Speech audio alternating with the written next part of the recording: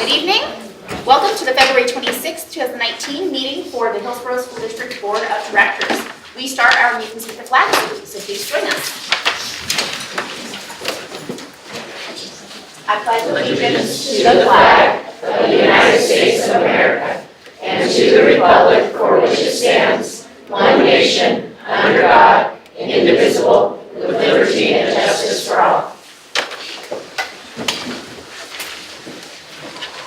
Thank you very much. We are going to start our meeting this evening with a student recognition with the Director of Your Ideas.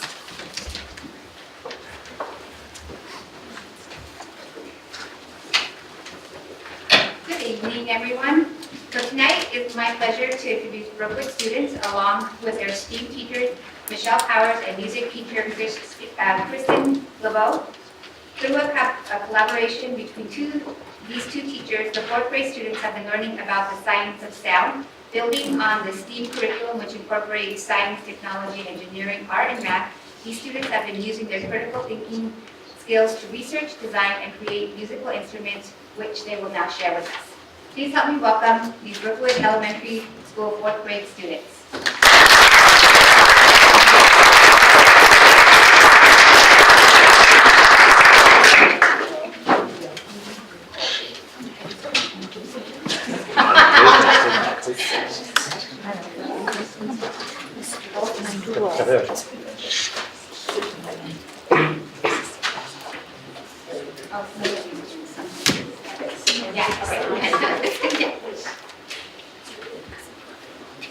So I'm Michelle Powers, Mrs. Powers over at Brookwood. I'm the STEAM coach over there. And I'm Kristen LeBeau, I'm the music teacher. And we had the opportunity to ourselves plan and then co-teach 4th, 5th, and 6th, and our 4th graders are here to talk a little bit about music to our ears, using STEM thinking to develop instruments for music. So the whole project started off with basically investigating and research. Students spent some time learning about instruments from different countries that were made from found instruments such as gourds. Then they researched 4 different types of instruments: ukulele, hand drum, recorder, and drums. Okay, and finding out how they made the sound, how it was vibrating, how the volume changed, and stuff like that. So the big beginning part was research. Then they used that knowledge that they learned of pitch, vibration, and volume, and they started to develop their plan of what type of instrument they wanted to based on those aspects. So after they researched, after they kind of planned what they wanted to do, they started designing. And you'll see from what these guys share and what is up here that a lot of them chose percussion type instruments and also a lot of instruments with strings, for example. So that is them planning. And then they created using a bunch of recycled materials, basically anything that was donated to our classrooms. And they tested and worked on things to improve for their designs. So they went through the engineering design process. So this is what we use to guide the students through the process. And you can see they're actually they did a really great job of thinking about the materials that they were going to be using and their knowledge of music. And basically the steps were research, ask, imagine, plan, create, test, improve, and then their final step was to share, which we have been doing with presentations in class. They also created a song as their kind of final test. So this was a no limits thing. They could create music any way they wanted. So you can see some kind of look like normal music notes, whereas some kind of look like strange, unique road maps. So this is their final song that they created, and then they also shared it with the class. I think my favorite part about this was the connection that students made with mathematical patterns in music. It was really just standing back and observing and watching them. That was just one of my favorite parts. So, kiddos, we're going to let you go right on down the line and share. I'm going to scooch on this way. and then what your favorite parts were. Behind you. Okay, so our first instrument we decided to make was kind of like a xylophone, but not really. I can't really explain it. My favorite part about the xylophone would have to be that usually this part comes off and it could be a different instrument, and it makes a kind of weird noise. My favorite part is a flute instrument. I love the sound. I love the different instruments. My favorite part was building with my friends and like talking together and see which type of instrument we could do. My favorite part is that we added the beats because it gives it a better sound. It was a pitched instrument and a non-pitched instrument is this kind of drum but maraca thing. If you hit the top, it makes a drum sound, and if you shake it, and it's a maraca sound. And my favorite part is being able to switch the beats up and make a unique sound. These are our instruments. We made a drum and basically another drum. We use pins and racers, and my favorite part was we use different things. Like we tried rubber bands, those didn't work, and now we tried metal balls, and those worked better. We tried all kinds of different things, and we couldn't decide, so we used them all. And then our egg shakers, kind of. We were thinking about it, and then we didn't realize that it was like they would stick to the top, and then there's that hole for the pop-up. So it didn't really work, but it was a good test. My favorite part was we had to experiment a lot of different things with our instruments and try different things to make it all work out, and at the end we made some pretty cool things. My favorite part was when we cooperated with it. We tried out different ideas and then we decided on one. And at the end of it all.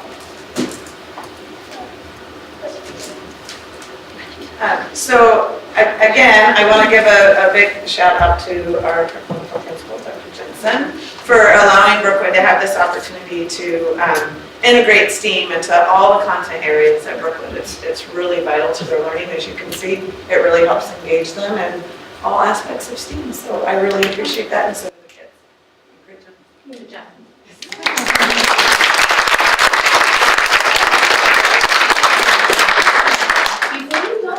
If you might demonstrate the sound.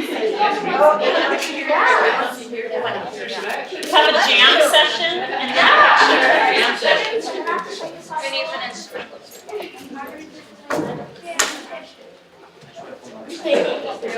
What is this? Here, you want this percussion? They could. Yeah. There's a part.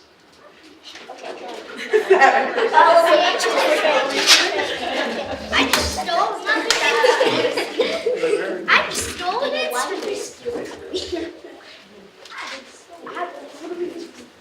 do you guys want to do? Probably so. I'll be the steady beat. You guys do anything. I'm leaking.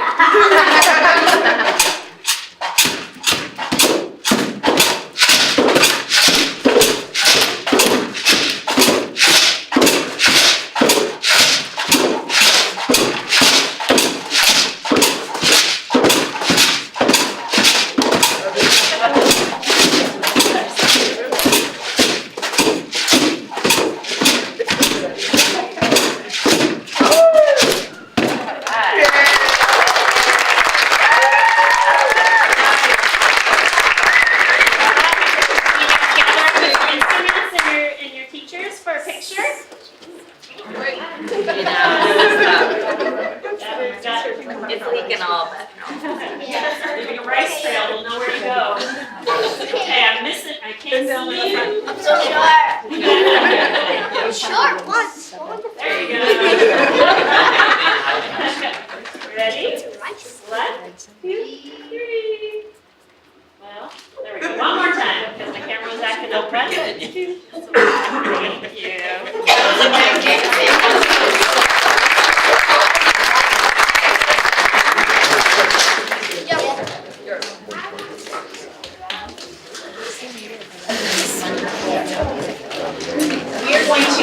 with the business portion of our meeting, but we really want to thank you all for coming out this evening and sharing your awesome creations with us.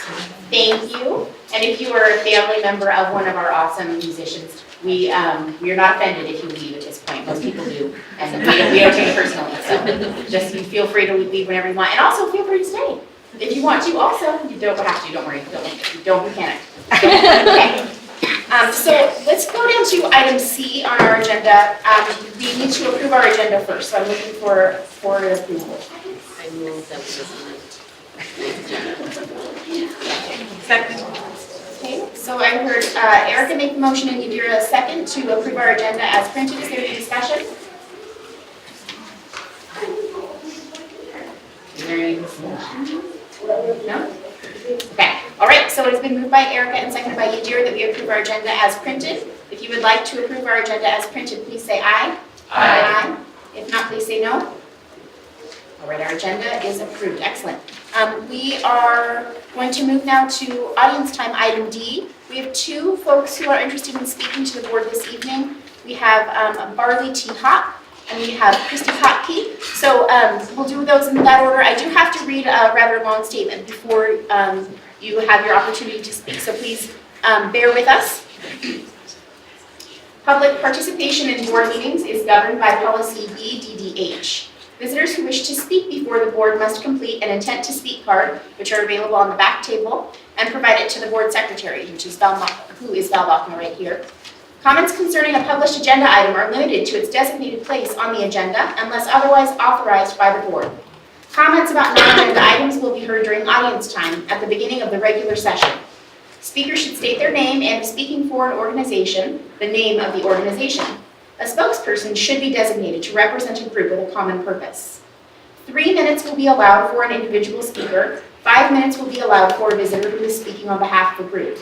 Speakers may offer objective criticism of district operations and programs, but in public session, the board will not hear comments regarding any individual district staff member. Commendations involving staff members should be sent to the superintendent. Channels for the board's review of complaints involving individuals include board policy KL, public complaints. If appropriate, the board chair will connect the visitor with an administrator to receive comments regarding personnel. Any hearing conducted before the board regarding personnel should take place in an executive session. The board thanks all visitors for their presence and appreciates the input of community members. Thank you. All right, so Barley, feel free to come down first. You'll have 3 minutes, and then Christy Kotke, you are on deck.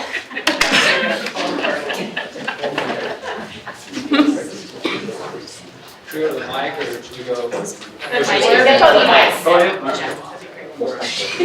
Careful, Barley.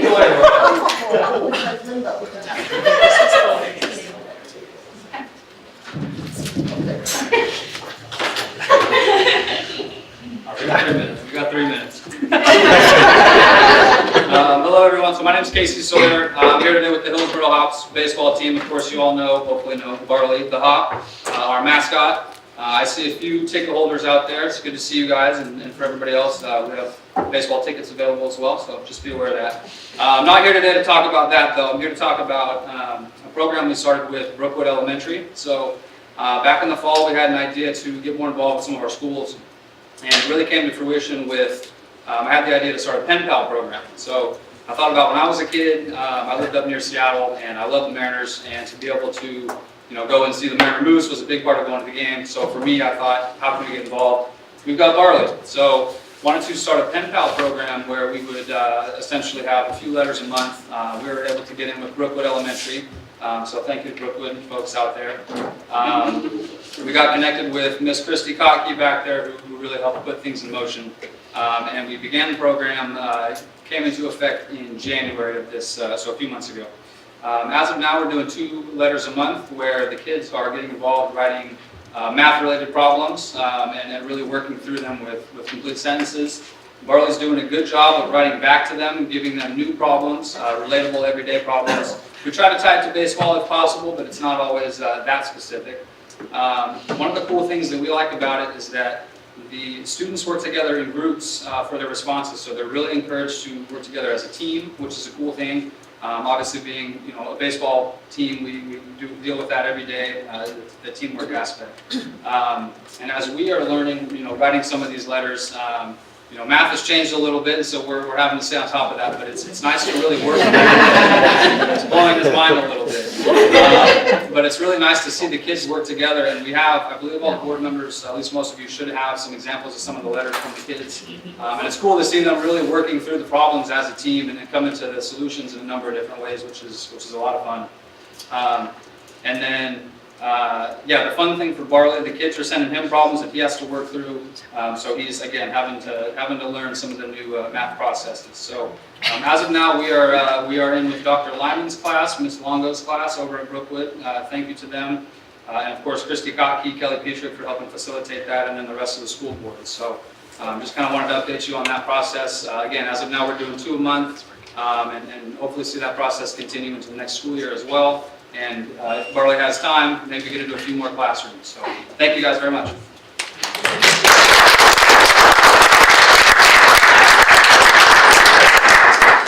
The Hops open at home June 21st.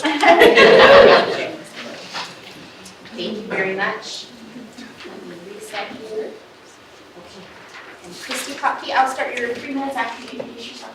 Okay, well, I'm Christy Kottke. I am a staff member and also volunteer for Hillsboro School District. Been working with the Hillsboro Hops a little bit this year on some special projects. So it's a total surprise to me that Marlene actually showed up for her audience time on the same night that I was going to do a little bit of audience time. But I appreciate hearing about that. You guys did a nice job. For those of you who don't know or may know, Joe Bowler is a leading Stanford professor whose research has shown that the way we teach maths, and they're called maths now, in the United States needs to change. Our district has been aware of that and working hard through especially our TOSA team of Kelly Petrick and Andy Byerly to give experiences like number talks, and that's what I'm going to talk about right here, to our staff through professional development. One of the ways that professional development has been so effective is that this year, through this program and a couple other ideas they've been able to work side by side with our staff in the classroom in real time to apply that professional development. And we've seen some real growth, especially in elementary, little pockets of data that have really shown that this research-based programs are starting to have some effect with our kids. But as a middle school person and a high school person, we really wanted to find a way to encourage our high school teachers to get a little bit out of their comfort zone and experience what it's like to teach in a different way. And that's where Barley and the Hops came into play. The Hillsboro Hops, and in particular Barley, no offense, Casey, agreed to partner with us with the understanding with Kelly that we try to really get every middle and high school to commit to inviting them in and experience a number talk. It's basically, a number talk is designed as a whole group approach for kids and teachers and community members to talk about a problem and find out different ways together, like you heard about with pen pals, to solve problems, to come about problems from different angles, to analyze in different ways. And as we talked to our community partners, we found that although they're really happy to support the district in ways like writing checks and being at events and things like that, we also heard that they really wanted to commit relationally. They wanted to be in the classrooms and learning more about kids and getting an idea of what was going on. So far, because of the Hops, we've been able to have teachers in 3 different schools, Evergreen Middle School, South Meadows Middle School, and actually 2 now have occurred at Hill High in Katie Hart's classroom. The last one at Hill High, we also invited the Hillsboro Police Department in. We had 5 members from the Hillsboro Police Department. You'll see in the pictures sitting at the tables with kids working on problems. Upcoming, That's just 30 seconds, please don't take time. we have upcoming talks scheduled for Liberty High School coming up on Pi Day and also at Brown Middle School. And we have extended an invite to the school board a couple months ago. That invite still stands for people to come, anyone in the community to come to any of these number talks and experience how math is changing and see how exciting it is for kids in the classroom. So thanks so much to Barley. Really, that's been the key. Like, that's been the fun piece. Zero. I'm waiting for like something to like pull me off, but that's all I have. But thank you. Thank you so much.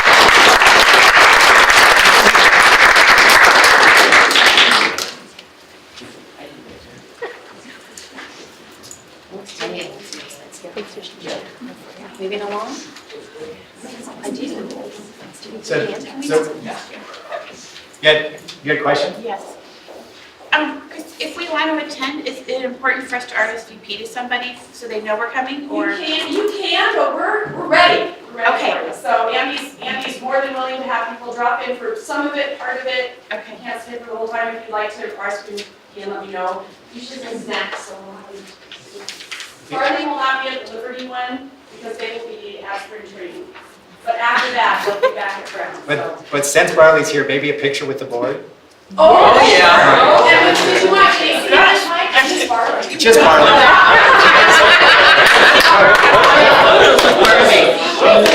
We never had enough photos for us. Photos today. Excellent. Barley, there's music at the Jumped out of the seat for that one.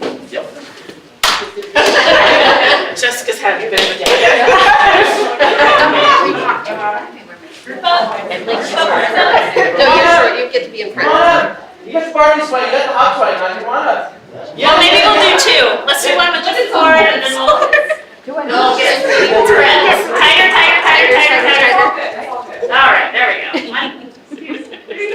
One more, one. I think Barley won. Oh.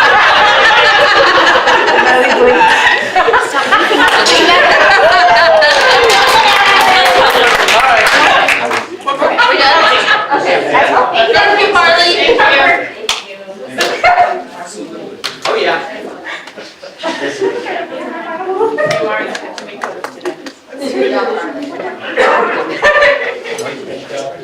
Yes,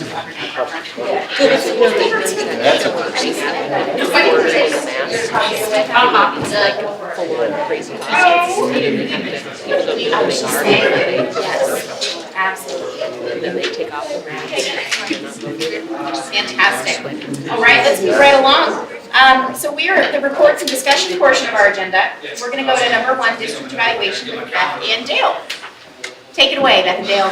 Okay, so I'm gonna start us off and then I will relinquish the stage to Dale. So what you have in front of you and what we also have up on the screen is our 2017-18 report of student achievement. And I know that it probably seems a little bit odd that we're taking a look back at 17-18 now that we're already all the way into 2019. But if you'll recall, it takes us up until the end of January of a following year to get the previous school year's data all wrapped up. And that last piece of data is grad rates, which Dale is going to go into in a little more detail. So this is our document and the layout that we've been using for the last several years to really give a nice snapshot of some of those key data points that we really feel are good indicators of the health of our school district, of how we're doing educating kids. It goes beyond what you're going to find just in our state report card. We also report on things like the number of students taking AP or IB credits, the number of students completing internships, earning dual credits, completing the FAFSA, different things like that. So a lot of this data, the data points that we're tracking have remained the same. The biggest change that you'll see this year is in the academic extensions column. The reason for that is that we no longer administer the Aspire tests in math and English language arts to students in 8th and 10th grades. So if we were to have left that in, we would have just had a bunch of empty data points and we didn't feel that was very useful. So there are plenty of other things that are indicators of students stretching themselves beyond what might be required just in the graduation requirements. And so what you see there, the number of students we have earning the bilingual seal, number of CTE courses being taken in our school district, number of internships, those last 3 data points that I mentioned, each year have gone up, which is really exciting. I think when you look at the fact that almost 3,500 CTE courses were completed last school year, that, basically is more than 1 in every 2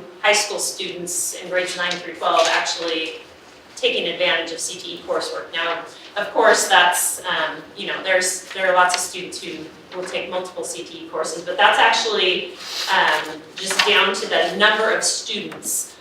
So that's that's really an exciting framework, I think, and all the work that our team is doing on expanding those opportunities. It's just excellent for kids, provides them really great opportunities.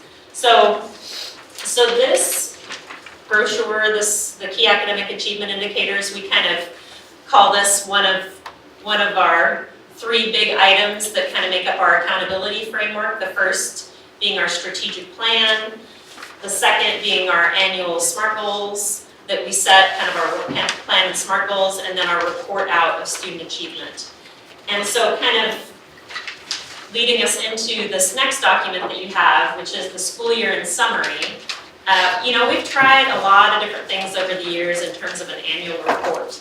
And back just before I came into this position, we used to make, a 34-page book, 4-color print. We sent it out of house to be done. I mean, it was a major production. But when you really think about all of the different really rich pieces of information that exist that are on our website or in other places electronically, it didn't make a lot of sense to us to create yet another big document to house all of that information. So we created this last year and thought it worked out pretty well. So we did it again this year, which is just a nice 11 by 17, 1-pager front and back with QR codes that lead you to different areas if you feel like really digging into the data further. But otherwise, it's a nice high-level look at how we're doing as a district. So it not only takes these data points that you have in your key academic achievement indicators, but it also pulls in kind of what were our results from our SMART goals from last school year. Did we meet them? What are some of our points of pride?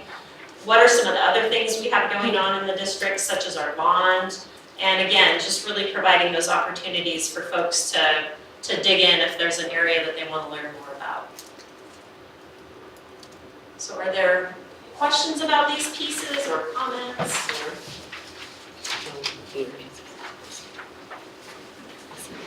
I don't have questions or comments, sorry. I have a question for Mike. Let's do Martin and Jackie, I apologize for stopping. Thank you, Madam Chair. Beth, this is exceptional. And when we were down advocating today, one of the senior members of the Senate that we met with felt the need to have accountability for the state budget. And that translated into like strings on the money they might give us. And we tried to make the case that we are very data-driven in HSD and that we have tremendous feedback on what's working, what needs to improve year over year. We have a strategic plan. We're very true to that. We're very data-driven. And this is that in spades. This is not only that work, hard work, but it's beautifully presented for really anybody. Parents, community, legislators, to really understand the really hard work that we're doing to set goals and achieve them and hold ourselves accountable in a very transparent way. So I wanted to, A, compliment you, and B, ask you, I really like how you sort of teed this up. You said there's really 3 things that we do. And maybe if there's a way, I don't know, to put that on the website, here's the big 3 or something, because I'd like to actually tell this legislator, and I don't mind telling you who it was Senator Mike Hass, my senator, who was the chair of the Revenue Committee, and really just brag about the amazing work that HSD is doing to set and achieve goals. So thank you. Yeah, and that verbiage is on the front side where it says accountability framework. I kind of tee up the 3 parts. But yeah, whatever you need, I am happy to provide it, especially for Senator Hass. Thank you. Jackie and then students. I just had a couple questions, just points of clarification. What can we do with the SBAC? I mean, I see that we didn't meet that goal. What can we do to help that? I mean, is there anything we can do, or is it because it's only in English, or is it, are you know why? Are you talking about the mask course? Yes, I'm sorry, the math. Okay, sorry. Sorry, no, I should have been clear. Which one? I got it. Yeah, math is a gigantic focus for us. Some of the kind of key things that we've been working on this year, we have new assessments in our K-6 program. called iReady and STAR, which are indicators or measurables so that we can intervene early. We've kind of struggled to have assessments at that level that were lined up with Common Core that were kind of indicators. We also, for the first year, we have Bridges 2. We adopted Bridges 1 right when Common Core came out, and after using it for a couple of years, felt like it wasn't as in line with the high standards that we have for our kids and serving our kids' needs. So we adopted Bridges 2, the second version, and this is the first year that everybody has it, so we feel really good about that. As you probably saw here, we're pushing best practices throughout our high schools with the number talks and some of those things. We are revisiting our math practices. We have been working with our 7th and 8th grade teams and also our algebra teams already this year at the high school level to really dig in to make sure we're articulating those standards consistently, intervening early. We had Measure $98 last year, and we're doing it again this year to support. We have everyday algebra and everyday geometry at a lot of schools, so we're doing a lot of things. It's a big concern of ours as well, and I think it's for us, it's a lot about tracking who we are not serving and serving them early. We've also done quite a few school visits. This year we kind of committed to going out to other districts and seeing what they're doing. And so I think each of us have done different visits and have been kind of digesting some of those practices and sharing those. So it's a focus for sure. Well, thank you for that, because Yeah. I know you guys are on it. I just didn't know if there was, I wish there was one thing we could say, okay, let's fix this, and then my other question was attendance. Yeah. Well, I have two other questions actually. Attendance, do we have any, I know when parents call their kids out, I mean, they say why, but do we have any metrics on why their attendance is dropping? Is it the flu, is it? Are you talking about the grade level with attendance over 90%? Which one are you? This one, sorry. Strong attendance. Okay. Let me catch up, so I make sure that I. But yes, it also was on the other page for 90%, but. So, do we know why? I mean, we've kind of doubled down on attendance. We have attendance we share every single week. We have attendance teams working with people. Some of it's issues related to illness, trauma. We've been connecting people with care coordinators. I feel like we're on it. We also are participating with the attendance work that's coming out of the State Department. We have one of our representatives that's working on that attendance team. But I mean, if you look in the research around attendance, it really is about tracking your kids, building those relationships, solving problems one at a time. Do you guys have other things, Grant and Audrey? I just wanted to throw out what you might want to add about attendance. I think we have a really well articulated attendance manual. Principals and teams are meeting basically weekly Yeah. to garner supports for a family, whether we want to go, support or be the SRO with truancy, one way or the other. We really try to develop that relationship early and often. I know a number of our principals made phone calls right at the beginning of the school year to every one of the students on the kind of list that was current from the previous year. Those kinds of things. Then you're doing home visits on a regular basis. I think that the attendance is so subjective to so many different outside influences that I think it's excellent. I mean, I do. I think you guys are doing a great job, and I think we're really working on it. I do think that there's a lot of outside influences that we have nothing to do with and that we can't control. Right. That's going to affect that number. Right. I wanted to ask about the ACT and SAT drop on the numbers in academic extensions. Do you think that is from colleges not always needing the ACT, SAT? Not always needing them? Yeah, I know some of the colleges anymore don't even take the scores. And that's your total number of students, right? Right. So is it a smaller class or? No, not necessarily. Some colleges will let you take one or the other. For a while there, we were doing the PSAT and then the ACT. So I think I mean, we basically try to work with individual kids and make sure, especially like with the Oregon Promise, I think that's contributed to because it's not required. Oh, okay. So there's a variety of things. What we've been trying to push more than anything, to be quite honest, is trying to get kids to complete the FAFSA. Oh, okay, You know, that's been kind of a big push because we know that different types of programs offer financial support, whether that's a cosmetology program or PCC, that sort of thing. So we're really trying to push that. Of course, ACT and SAT are important for many college entrants, not all, but Right, yeah. okay, thank you. Yeah. But this is excellent, very easy to read. So I don't know which student, or both, Jessica and then Mark. I just kind of wanted to touch on what Mark was saying about the poster. I really like how it's laid out. It's really nice. It's really colorful, and I only wish I had it with me today when I was down at the Capitol. I mean, you can ask anyone that was with me. I talked enormously about the graduation rates and everything, and how our teachers relate to that, and to have the statistics behind it, because I felt like that was a thing that came up a lot was, what are your statistics? And so I feel like if there is a way to get this out to Oregon legislators and the senators so they can kind of see our rates and see how the whole budget and our money that we're attempting to get works, and to see how it is how it's helping and how it's going to help, especially within the HSD community. Mark? Just building on Jackie's attendance question, Yeah. the most alarming thing is 8, 9, 11. Yeah. After a couple of consistent years, a 20% drop. That's not finishing strong, I guess. And I get a couple things, like do we have, can we explain what happened here? Is this a statistical anomaly year?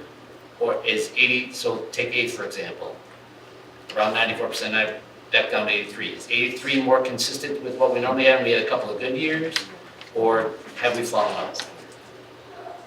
You know, that is a fabulous question. I don't know if I can necessarily speak to 8th grade per se. I don't know Okay, if so Audrey wants to chime in on that. I can tell you one of the challenging things that we're seeing at the high schools is just when students don't have full schedules, and we see kind of that drop off, that gradual drop off. The 11th grade mark, that's consistent with what we see, right? So that's part of our concern, but not the last couple of years. yeah, I can't speak to that. I'd have to dig So in are a like little. those the inflated awesome years and now we're back to normal, or did we actually have a fall off in the 11th grade? No, I think we, 11th grade. yeah, I don't know. I would have to dig into it, to be honest. Because I mean, am I wrong that that's a noteworthy decline in those 3 areas? Yes, I would agree. Yeah. I would say those are accurate numbers. I mean, when we're looking at the percentage of kids who are chronically absent, yeah, that's true. Other question, unrelated, just making sure I'm reading it correctly. So, one column over, total students earning dual credit dropped by a couple hundred, 300 maybe, right? Is that, and then, but they earned a ton more credits, the ones who did, is that right? Yeah. Yeah, and That's we awesome. focused on purposeful credits, so the Right. credits that relate to your career path or your Right. academic path. So we may have had fewer students participate in the dual credit program, but the ones who did really knocked it out of the park. Yep. I think also, sorry, I'm gonna jump in here a little bit. And we had our new Omar do this year, the academic achievement indicators. He took over from Jane. And I'm just now looking at the business rules document from downstairs in tech services. It looks like there was a difference For attendance. in how ODE is calculating attendance. Okay, good, 'cause this And he is- didn't go back and change Yeah. the 90, or the 15, 16, and 16, 17 So we may data not have been over. that high. So actually, I yeah, understand. so that'll be something that I will have him update before we publish. So this Okay. is always why it's a good idea to come here and Yeah. make sure we have all the good data in. But, So is a different standard being applied in 17, 18? Yes, so Right. here's what I think as I'm reading this, and I'm like, oh, I should have dug through this more carefully, so my apologies. This The 15, 16, 16, 17 year, I believe, is your average daily attendance for the year, right? The number of students that attended on an average day. Is that correct, Beth? And It's listed as, which I don't know what this means, 95.5% calc, and then versus a 90% calc.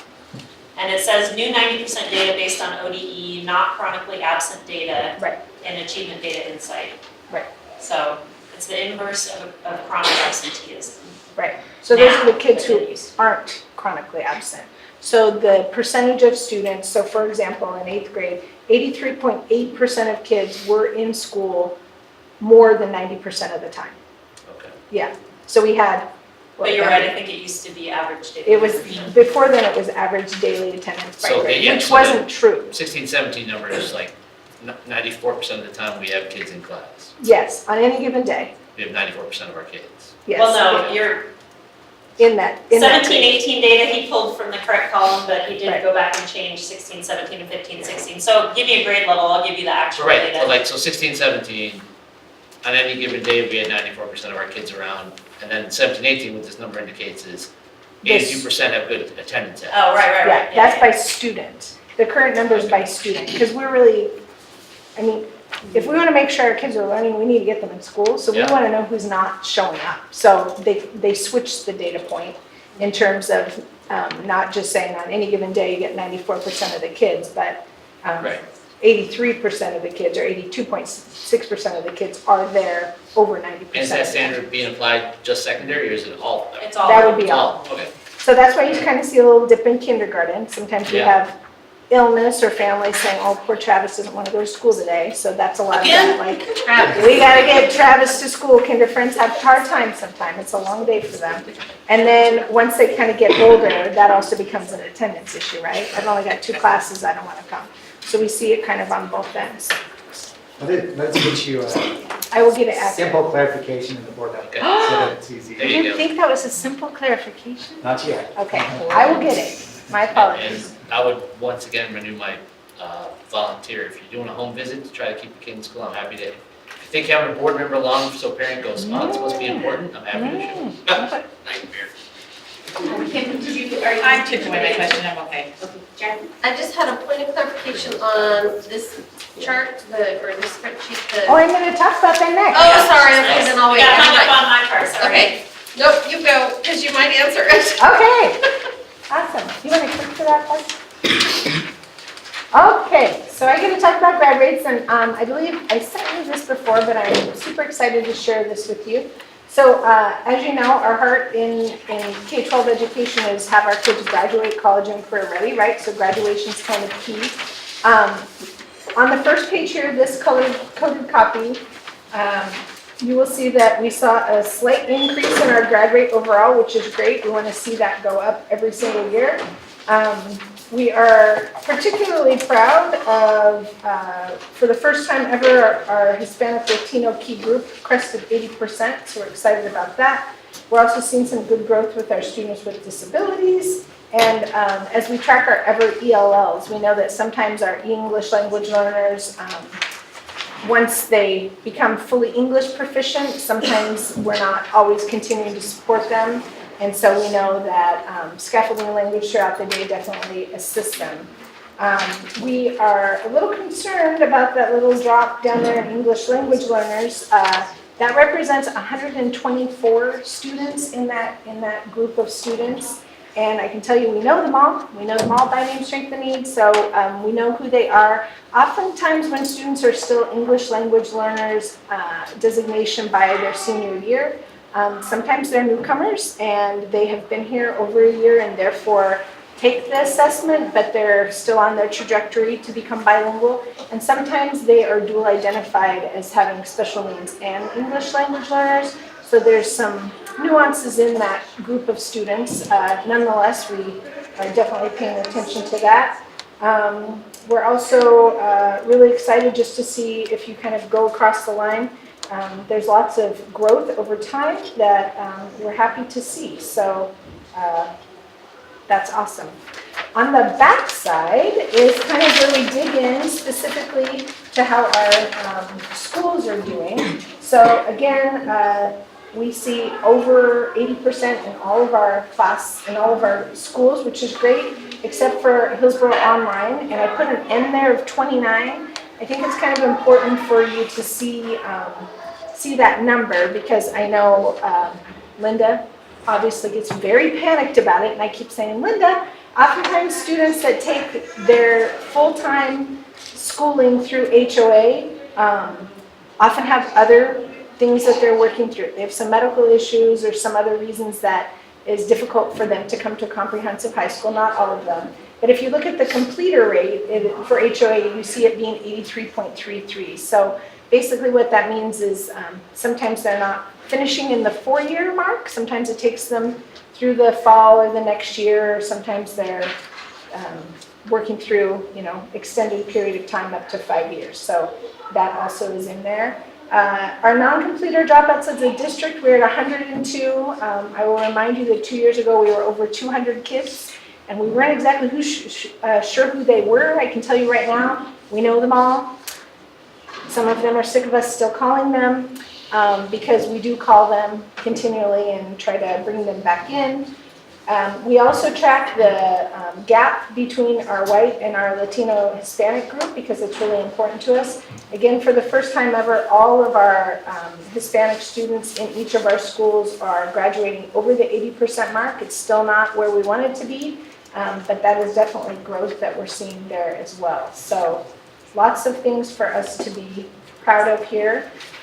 Also included in the completer rate, you'll see our overall district completer rate, which includes our 69 GED kids. 69 kids that earn the GEDs is almost 89%. So we're really excited that we're closer to about 9 out of every 10 of our students. And as anybody that's around will say, Dale will say, and if you're the parent of the one, you want to know what you're doing for that student. So we're continuing to work through them student by student and make sure we have a plan for each to graduate. The other thing I want to highlight is just our schools are working so hard to just meet kids where they are and come up with plans, and Big Picture's doing great work. Our options programs are doing incredible work. Our teams with our grad coaches and our counselors and our administrators, the kids are, they know who's chasing them and who's there to support them, which is really great. Every single year after the end of the year, we have a list of kids, and they try to make a 5th-year plan or a senior plan. And Greg O'Mara, who's at MEC, he and his team every fall kind of have a habit of going and calling and reaching out to kids to just check and make sure they're on the plan. And he said this year, when he called, 44 kids said, well, I'm finishing up my school. He said he's never been over 10. So just the fact that those kids are still connected to their school and they're like, yeah, why would I not be going back and finishing? Is just a testimony to the work of the school and the teachers and the connectedness that the kids know that that's their school, that's where they're going to go. So we're excited about the work. We're not there yet, but we're getting there. All kids graduate college and career.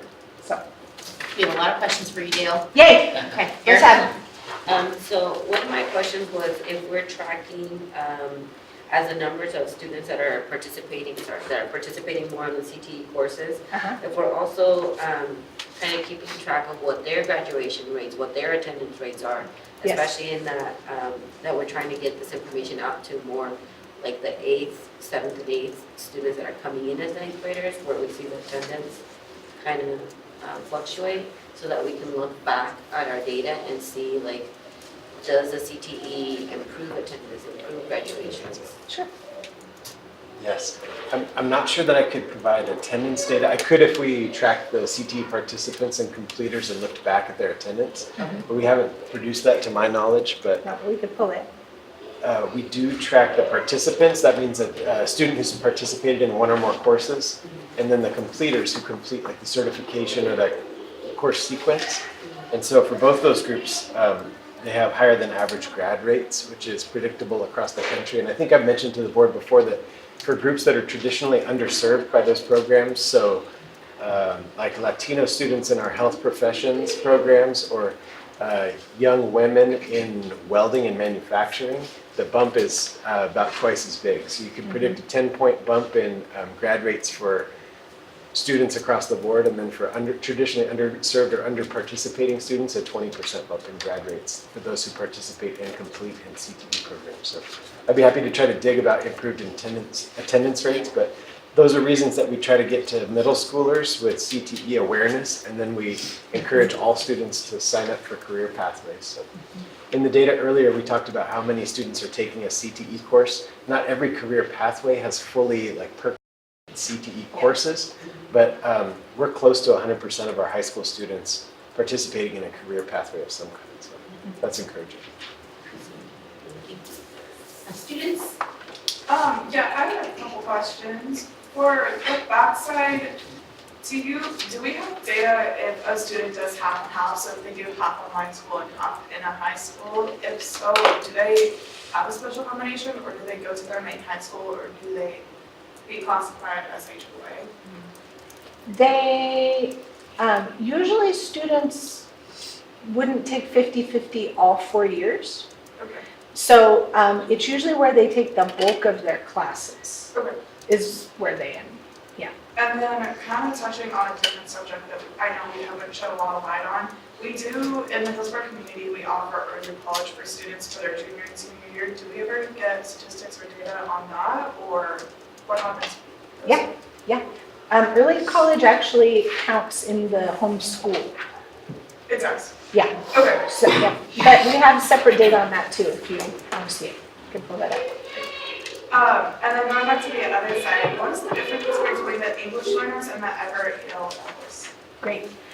So if you're ever in the history of your K-12 education identified as an English language learner with that designation, then you're in the Everett ELLs. If you're an English learner, it means you're actively still an English learner being served for those needs.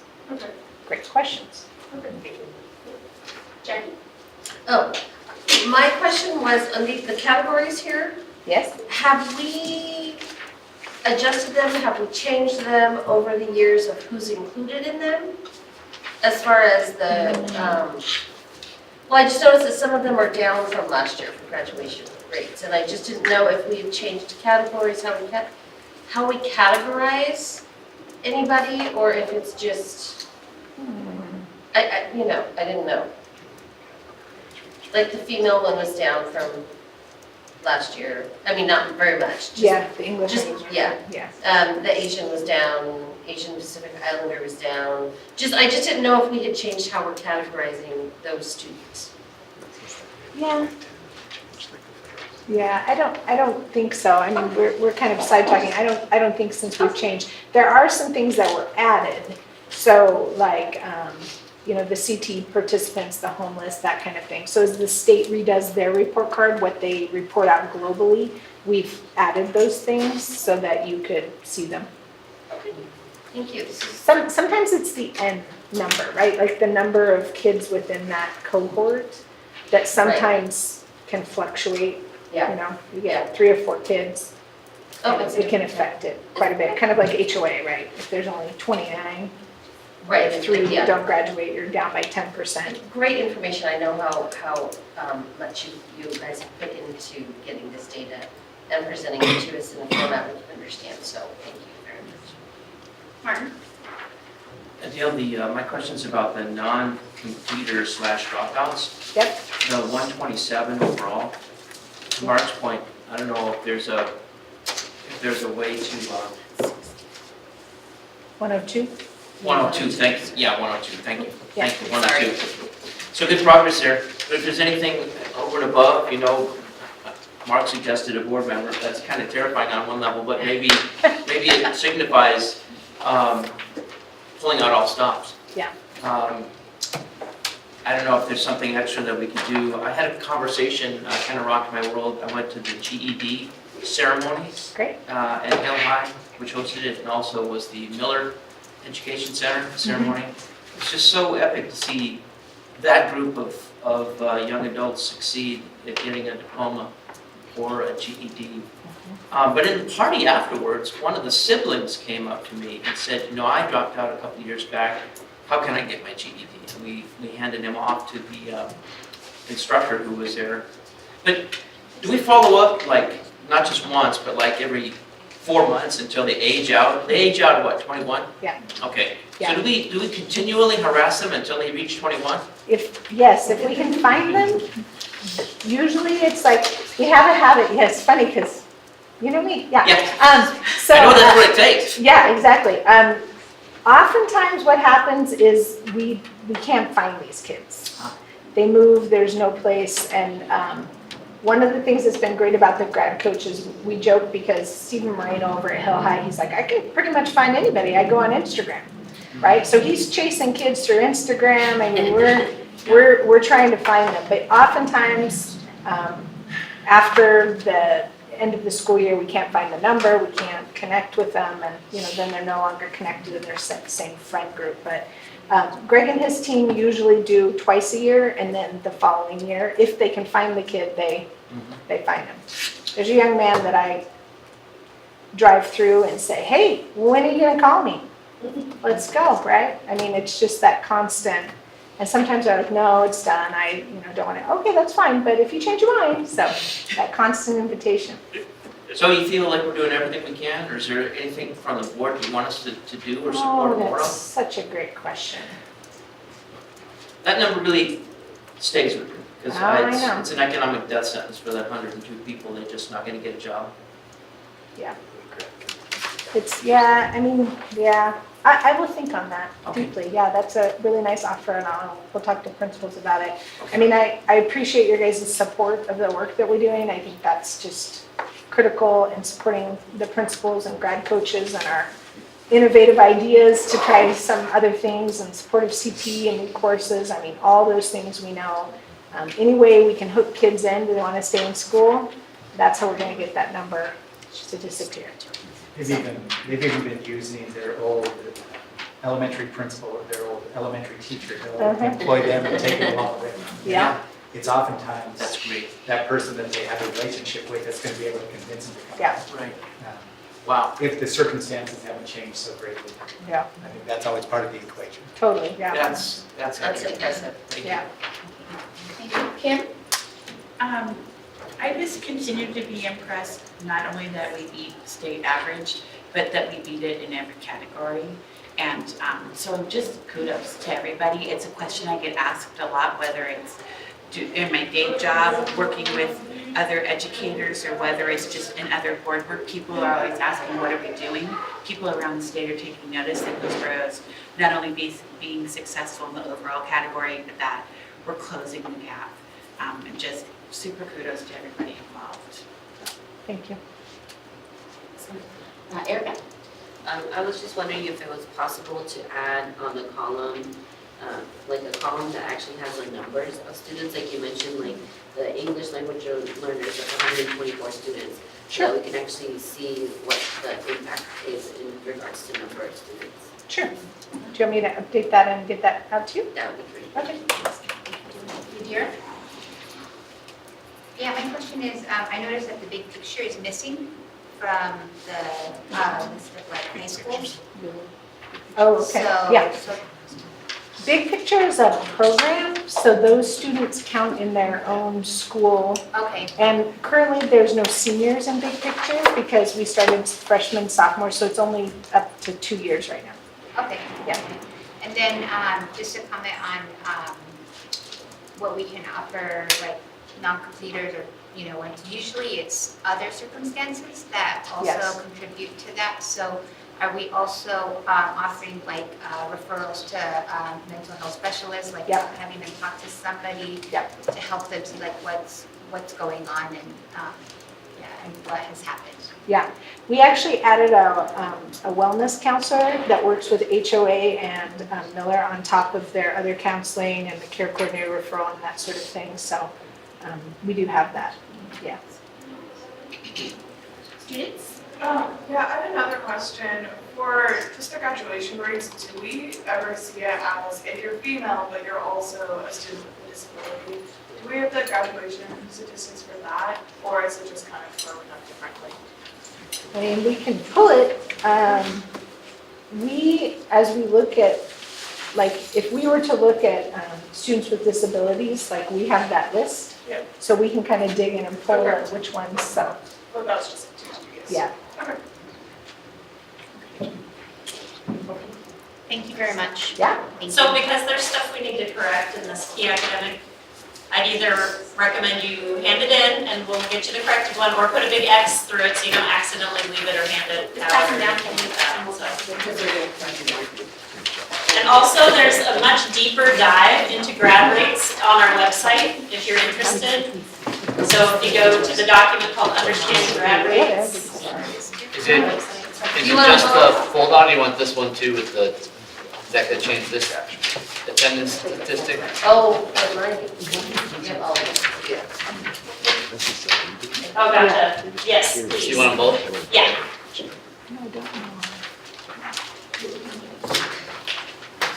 Thank you. All right, Casey, Local Wellness Program Annual Assessment Seed Written Report. Do you have any Yes. highlights you want to share with us? Or No, just want to highlight, just let you know, this is part of our requirement of the Health and Hunger Free Kids Act of 2010 to evaluate the wellness program. It's an annual thing, nothing significant that I want to highlight, other than that we are continuing to do it and we're in compliance. Excellent. Casey, are there any questions for Casey? Thank you. Okay, let's move on then to item 3, our Northwest ESD update with our board of principals. Come on down.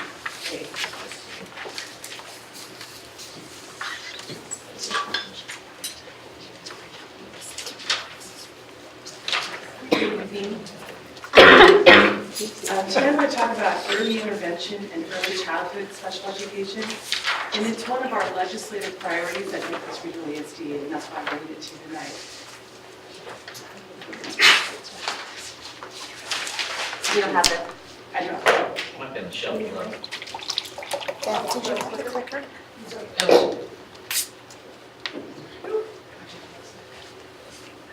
Okay, so who is served by early intervention and early childhood special ed?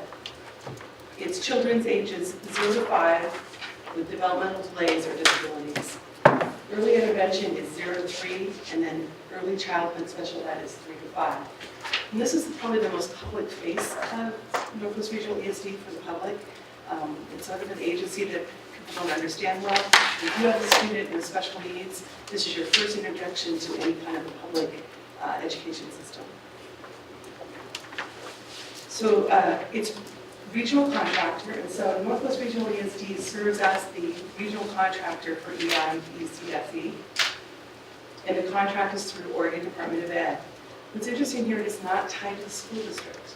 And so as a young parent, that's one of the disadvantages of the system is that when my son was young, I went to a Beaverton school for his preschool, and then his community placement was actually in Tigard at a community preschool there. I had no ties to the Hillsboro School District until it was time to transition to kindergarten. It's one of the disadvantages of the system. The funding, though, we're working on funding right now. What's interesting about it is it's a static amount of money. It's not based on the number of children. It's not like the state, well, it's sort of like the state school fund divided by kids, but in this case, as we identify more children, we don't get more money. I think it was last year or the year before, we were able to successfully lobby and get additional money, but we don't have anywhere near enough money.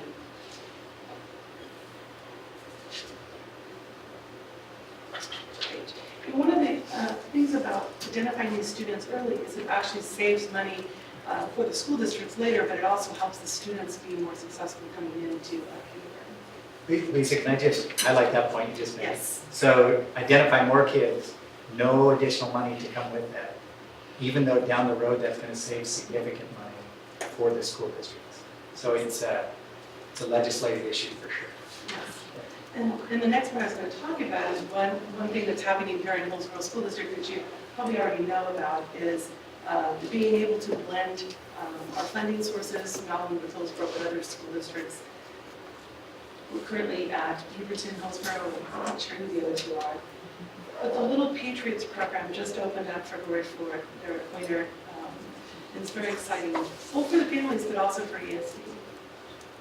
So Little Patriots, very exciting because it's inclusive, but it's also dual language. And I work in Sherwood School District, and I was telling Gary Bennett, who I work with, that I was going to talk today, and I said, they have a dual language preschool, and he was like, no. He was so jealous. And what's nice is the funding sources are Title I migrant funds, and then also our ESD contract funds. There are 15 slots, 5 of which are for ECSE students. And then the bonus is 8th graders at Pointer with the help.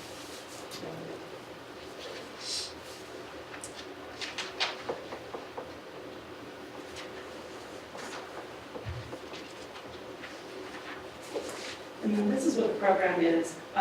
What's interesting about it is I'm not an educator in the sense of knowing programs, but I recognize the 4 bottom programs of being so important for the soft skills. So these students are ready when they get into kindergarten to be learners, and that's where the big advantage is going to be. And so did you have any questions about the EI and ECSE?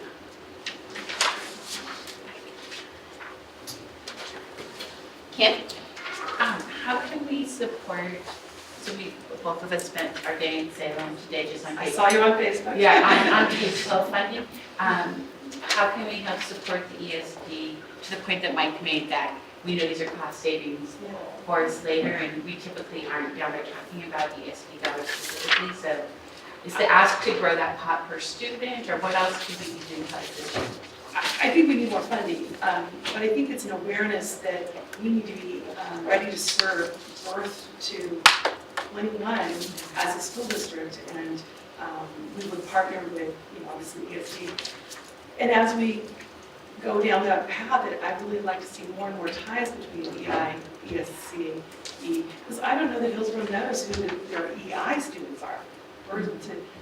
Birth to 3, I mean, we don't even know yet who's coming down the path, down the road. So the more we can tie in what's happening with early childhood and the school districts, I think it benefits both. But then as you're talking legislature, just additional funding is really important. Thank you. Erica? I just had a question in regards to what kind of education or support is provided to parents that are having to experience going through this process of putting their children in education and having special needs. Right. So a lot of times the identification happens through a medical or a social worker recommends the student be evaluated by ESD. And that's where they start the process of the educational piece of it. There are, for most of the early childhood programs, they have a parent component. It's like parent nights and information being sent home. Sort of like, they don't have PACs though. That's what's hard, is like, you can't really engage the parents the same way as you can at an elementary school. So it's more of a support group than it is integrating with the schools. Mark. Lisa, does this come from the money that HSD passes through to the ESD, or is this something that you earn directly to a different pot? I'm not absolutely positive on that, but my gut is it's a grant through, a federal grant, and then pass through ODE, and then ESD is the contractor. So maybe Michelle might know, is this state school fund money, or is this federal dollars, like a title program, or? School fund, it's part of their core service allocation. And it's the ESD that actually passes money through to us, to the Hillsboro School District instead of the other. So they get money from the state school fund, and a certain amount of that is allocated towards the component districts, and then we have some of that passed through instead of taking it instead of core services. And I believe 0 of those dollars are the early childhood dollars. Yeah, that'd be my guess. Yes, unless maybe a little bit of the administrative program, but Well, blending Title I and migrant would be sort of combined, right? Mm. That's it, Yeah. there's a slide said that. yes. Yeah, But it's it's Hillsboro's. What says? It's Hillsboro's Yes, Title it I is. money. In that case, it was Hillsboro's. Right, so Title to Mark's point, like, in what way is that Title I money being blended into this program? Like our Title I money being blended? If we go There's a back slide to that the, said that. right, when we go back to the 15 students, 10 of them are being, in theory, funded more towards the title funds, and then the 5 from the early childhood. It's the It may not be quite that simple, but. real genesis of my question is how can we help? From an advocacy standpoint, really focus on K-12, and then here's this whole body of work that really precedes all that. I mean, we all know pre-K and early learning is huge, but this may be more of a direct call for us as in our advocacy campaign. I don't know if we want to go down and speak to it, because we've really quantified what we're asking for and why we're asking for it. And I don't know that I'm prepared to even speak to this issue. It's very lengthy. I think it's very much tied to what the work you are doing with early childhood. Because those are the same students, some of which just have been identified with even more needs than the typical preschool student. Back to the comment that you meant about parents not having it hard for a way to kind of share information. And in the meetings where we go and talk to parents that have children that have special needs, a lot of information sharing happens in those groups. And I don't know if there's an opportunity for those parents to somehow know of that information so that they can even come and learn from people that have gone through the system and learn, the lessons learned or how to navigate the process. That would be very helpful for a new parent having to learn all that. I would agree with that. And there's a Hillsboro Center for Early Childhood Special Ed, and that would be a prime place for me to find the student parents of HSC students. Mark? When we open the new 3,600 square foot early learning building at Century in the fall, will we be able to expand a program like this, or are those students coming from a different pool? I don't think, we haven't targeted early intervention kids for that. This is more just a preschool program. I think those are all our questions. Thank you so much, Lisa, for taking time. I did also want to report back on, when I was here last time, I told you one of the main things we're doing this year is hiring a superintendent. And we were able to do that, so Dan Goldman is our new superintendent. He'll start July 1st. Congratulations. Yeah, thank you. Thank you very much.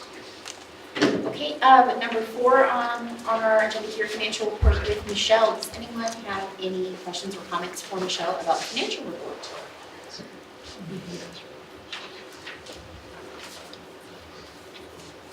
Give you guys a second. Okay. Thank you very much, Michelle.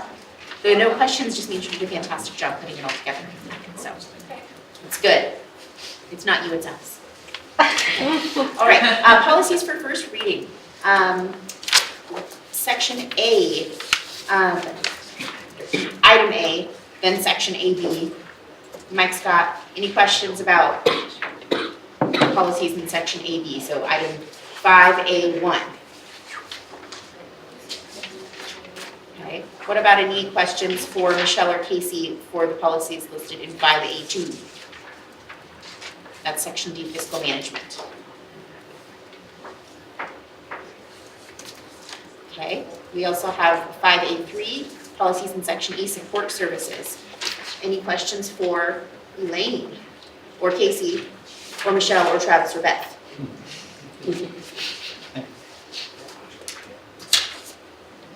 Those are lots of all of those, to make sure. And then we finally have 5A4, policies in section F, facilities development. Any questions for Mike or Casey?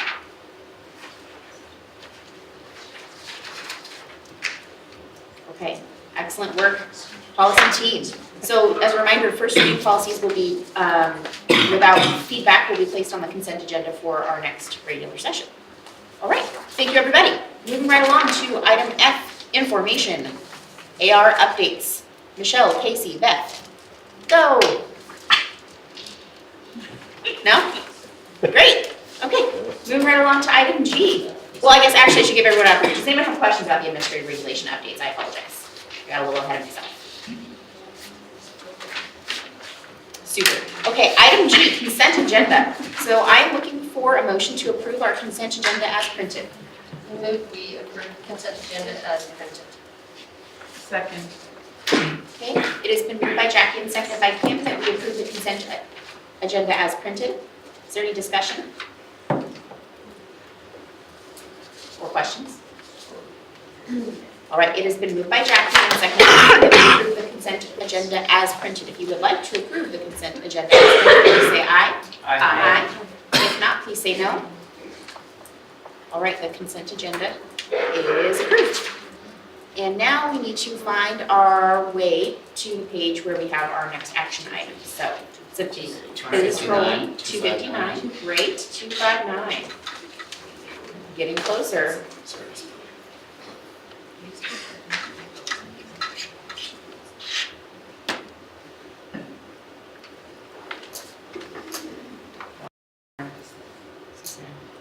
Okay, is everybody else ready? Am I the slowest one? Sort of? You guys are at the point where you don't even respond to me anymore, you just let me talk. Ready- It's ready- fine. ready to You're still entertain a scrolling, motion? still scrolling, okay. You ready for a, ready to entertain a motion? I don't know. Yes. Hold on. Yeah, I think you are. I was on, then I was, I'm ready, hold on. Okay, but that doesn't match what I have, so. No? Are you sure it's because we're supposed to be at item 5, or did I skip? Oh, Oh, wait. Page Okay, one. nope, I didn't go far enough. Okay, I was like, it doesn't say teacher contract. Okay. All right, now I'm ready, thank you. I'm ready for a motion for adopting the resolution. That the Board of Directors adopt a resolution approving the Northwest Regional Education Service District Local Service Plan for 2019-2020. The balance of the NWRESD State School Fund attributable to Hillsboro School District for the 2019-20 school year will be received in cash after services have been received and charged to the district. Second. Excellent, thank you very much. Martin, it has been moved by Martin and seconded by Mark that we adopt this resolution. Is there any discussion?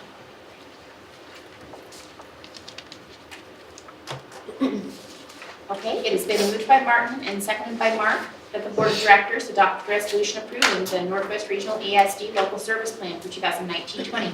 The balance of Northwest Regional ESD State School Fund attributable to Hillsboro School District for the 2019-20 school year will be received in cash after services have been received and charged to the district. If you would like to adopt that resolution, please say aye. Aye. If not, please say no. Excellent. Go. Okay, let's go to item 2, H2, approve the 2019 school year with Kana. I'm going to keep it short and sweet. Yay. So I would just like to move that we would approve the 2019 school calendar based on what's listed here. And we only received one email of feedback, and we were able to answer and respond to the gentleman's request as to why we were making some changes about our teacher prep and grade prep days at the end of first semester. Excellent. I know we're going to have discussion. Usually our procedure is to make a motion first and then do discussion. So I see you, and I have comments too, but let's do our motion first. I move that the Board of Directors approve the proposed 2019-20 school year calendar. All right, it's been moved by Jackie and seconded by Erica that we approve the proposed 2019-20 school year calendar. Is there any discussion? Students and then Mark. Yeah, I have a couple of questions. First off, it was said that the Thanksgiving break was cut a day, so it could be added to spring break, if I read that correctly, because of bond improvements. But the spring break length looks the same. What does that mean? Summer break. It's for the summer break. Oh, it was a summer, okay. Yes. So that was just added on to our summer break. And then for the end of first semester in January, are students getting out that 30th instead of both having the 2 days off? So that goes back to teachers only having 1 day for grade preparation? No, the end of the semester's on the 30th, followed by grade prep, and then the teacher prep will come on Monday. Monday the 3rd. So typically, it's been on Wednesday, Thursday, Friday, but because requests from secondary registrars and secondary staff, they wanted that changed. Okay. Any other questions? Yes. Mark? So if we are to take Senator Haas seriously as his push for 10 more school days in the year and tie funding to that specific goal, Would we be starting before Labor Day? How would we, nothing about this calendar, cool, oh yes, move on. But conceptually, since we're in the calendar section of the discussion, how would we accommodate 10 more school days? You're talking for the following school year? Yeah, or whenever this magical moment would happen, that we get funding for 10 more days. No comment. Yeah, we would have to look at starting before Labor Day as one component of that to get those days. We'd actually started to draft a calendar to show you what that would look like, but we thought it would confuse the issue. Sure. If we were to roll it out before there were any legislation head that direction, but it did include starting before. Okay. But just a heads up, that's like, as we talked with Senator Haas for a long time, 18, 20 minutes, longer than we thought we'd get. When he said ties funding to specific objectives, that was the only one he mentioned. He's spoken in plural a couple times about all these things that he was going to fund with specific objectives, but the only one he actually mentioned specifically was 10 more days this school year. Okay. My question's related, but now Martin has questions, so Martin, yes. So just follow up, Mike, is that something you're hearing in your circles, that a push from the state to lengthen the school year? Yeah, so there's a couple things that we've heard about tying money to certain initiatives. So one would be potentially lowering class size at the primary level. That's one that we've heard quite a bit about.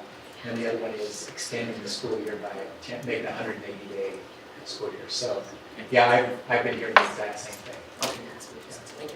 Haven't heard a start date or any potential, how that's going to be funded exactly, but those are the two examples that I hear the most about. Okay, thank you. So my question is related to what Mark was asking. I don't recall us, well, no, I recall one time, I was gonna say I don't recall us editing a calendar after it's been adopted. But we just did that because we did a terrible job with snow, I'm just remembering as I started talking. But I can't think of any other example. So I think we try not to do that because that was not fun. But we're action item here to approve the calendar, knowing that we may have a mandate to add additional days with funding, and also knowing that we may be facing significant cuts next year. Also understanding that that's not something we can just arbitrarily do, I understand that, but do we want to still approve this calendar knowing that it might not actually work out in a number of ways? So, we actually talked about this very issue, should we wait, but we also get pressure from community members and staff members to start making plans. Right. And so we feel like if we wait until that decision is made, we could be waiting until May or June. And the likelihood of us being able to communicate well or to pull off a calendar that people are going to be able to follow. Right. So, and we just don't believe that the likelihood is there that if this is passed and there's money to go with it, that it would kick in during the 2019-20 school year. Okay. Agreed. Okay. All right, Kim and then Mark? Yeah, I have two comments. One, I think if there is more money, Haas was also pretty clear if we won't get it right away, so I don't think we'll be adding. And I actually think if we end up with a budget shortfall that does require us to cut days, it's gonna stink, but we also need to feel it, which means you have to have a calendar and you have to remove days and you have to be honest about that was not what we planned. And due to the lack of work somewhere else, that's what's happening. And so I'm okay with us saying this is where we plan to land. And then letting the legislature wear that if it's not where we get to be. That's on that one. Mark? Yeah, I think Kim's exactly right. The odds of us going more days than this are very, very slim. Right. The chances of us having to go less days than this is scary, and it should feel scary. And when we get questions from parents, it tends to be about scheduling vacations, so that's more days off. They complain about the education opportunity, but we're not going to hear about that calendar. Yeah, it should hurt, and it's scary. Okay, thank you, everyone. All right, so to recap, it has been moved by Jackie and seconded by Erica that we approve this calendar. So the motion is the Board of Directors approve the proposed 2019-20 school year calendar. If you'd like to approve the proposed calendar, please say aye. Aye. If not, please say no. All right, thank you, everyone. We're at action item number 3, award bid for the purchase of school buses with Michelle. Yeah, so normally this is a one-step process that we do towards the end of April, but in order to have our buses like built and prepared, and in order to have them available for the beginning of school, we need to break that up so that we can get the approval for the purchase sooner than we line up the financing. So there was a time when we had to break that out into 2 steps. This is the first step so that we can go ahead and get those buses ordered. Thank you. And I'm ready to hear a motion from page 269. I mean, go ahead. I move the Board of Directors award the bid for school bus purchases to Shepke Northwest and approve the purchase of 7 diesel rear-engine transit school buses at a total cost of $893,886 with the intent to secure these funds. Second. All right, it has been moved by Kim and seconded by Jackie that we approve the bid for purchase of school buses. Is there any discussion? Mark? 7 diesel, no propane this time around. Last year, I think we did have some propane. Are we not having good luck with the propane? Is there a reason we're not getting propane this time around? These are the full-size larger buses, the propane Or smaller? for our smaller buses.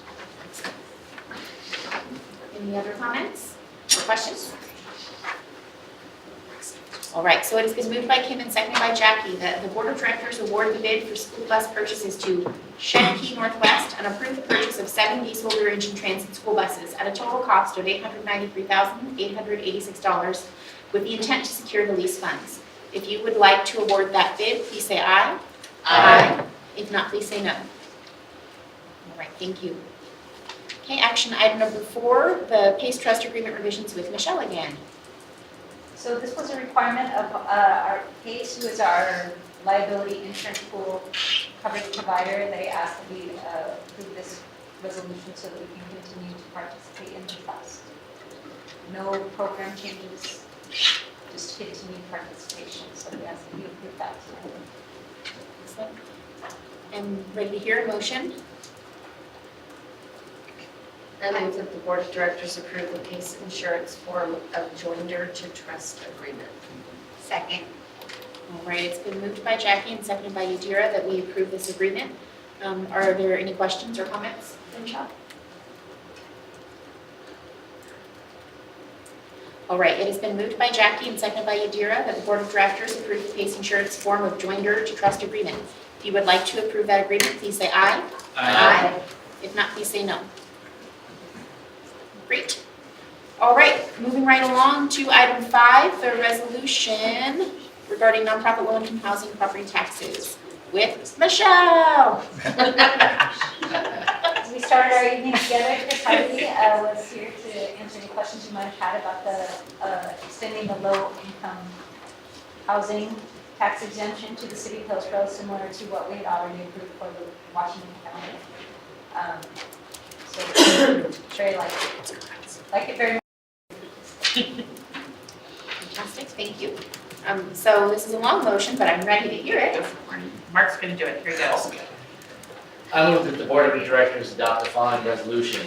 The Hillsboro School District 1J Board of Directors hereby approves the use of exemptions from the district assessed property taxes on the value of certain properties that qualify for the program administered by the City of Hillsboro as provided in the nonprofit corporation low-income housing program authorized under ORS 307.540 through 307.548. Board approval of this exemption will extend through the statutory sunset date of the program. Second. All right, it's been moved by Mark and seconded by Kim that we adopt this resolution. Are there any questions or comments, Martin? Michelle, is there anybody outside of the city of Hillsboro who approaches us for this? Any county projects or?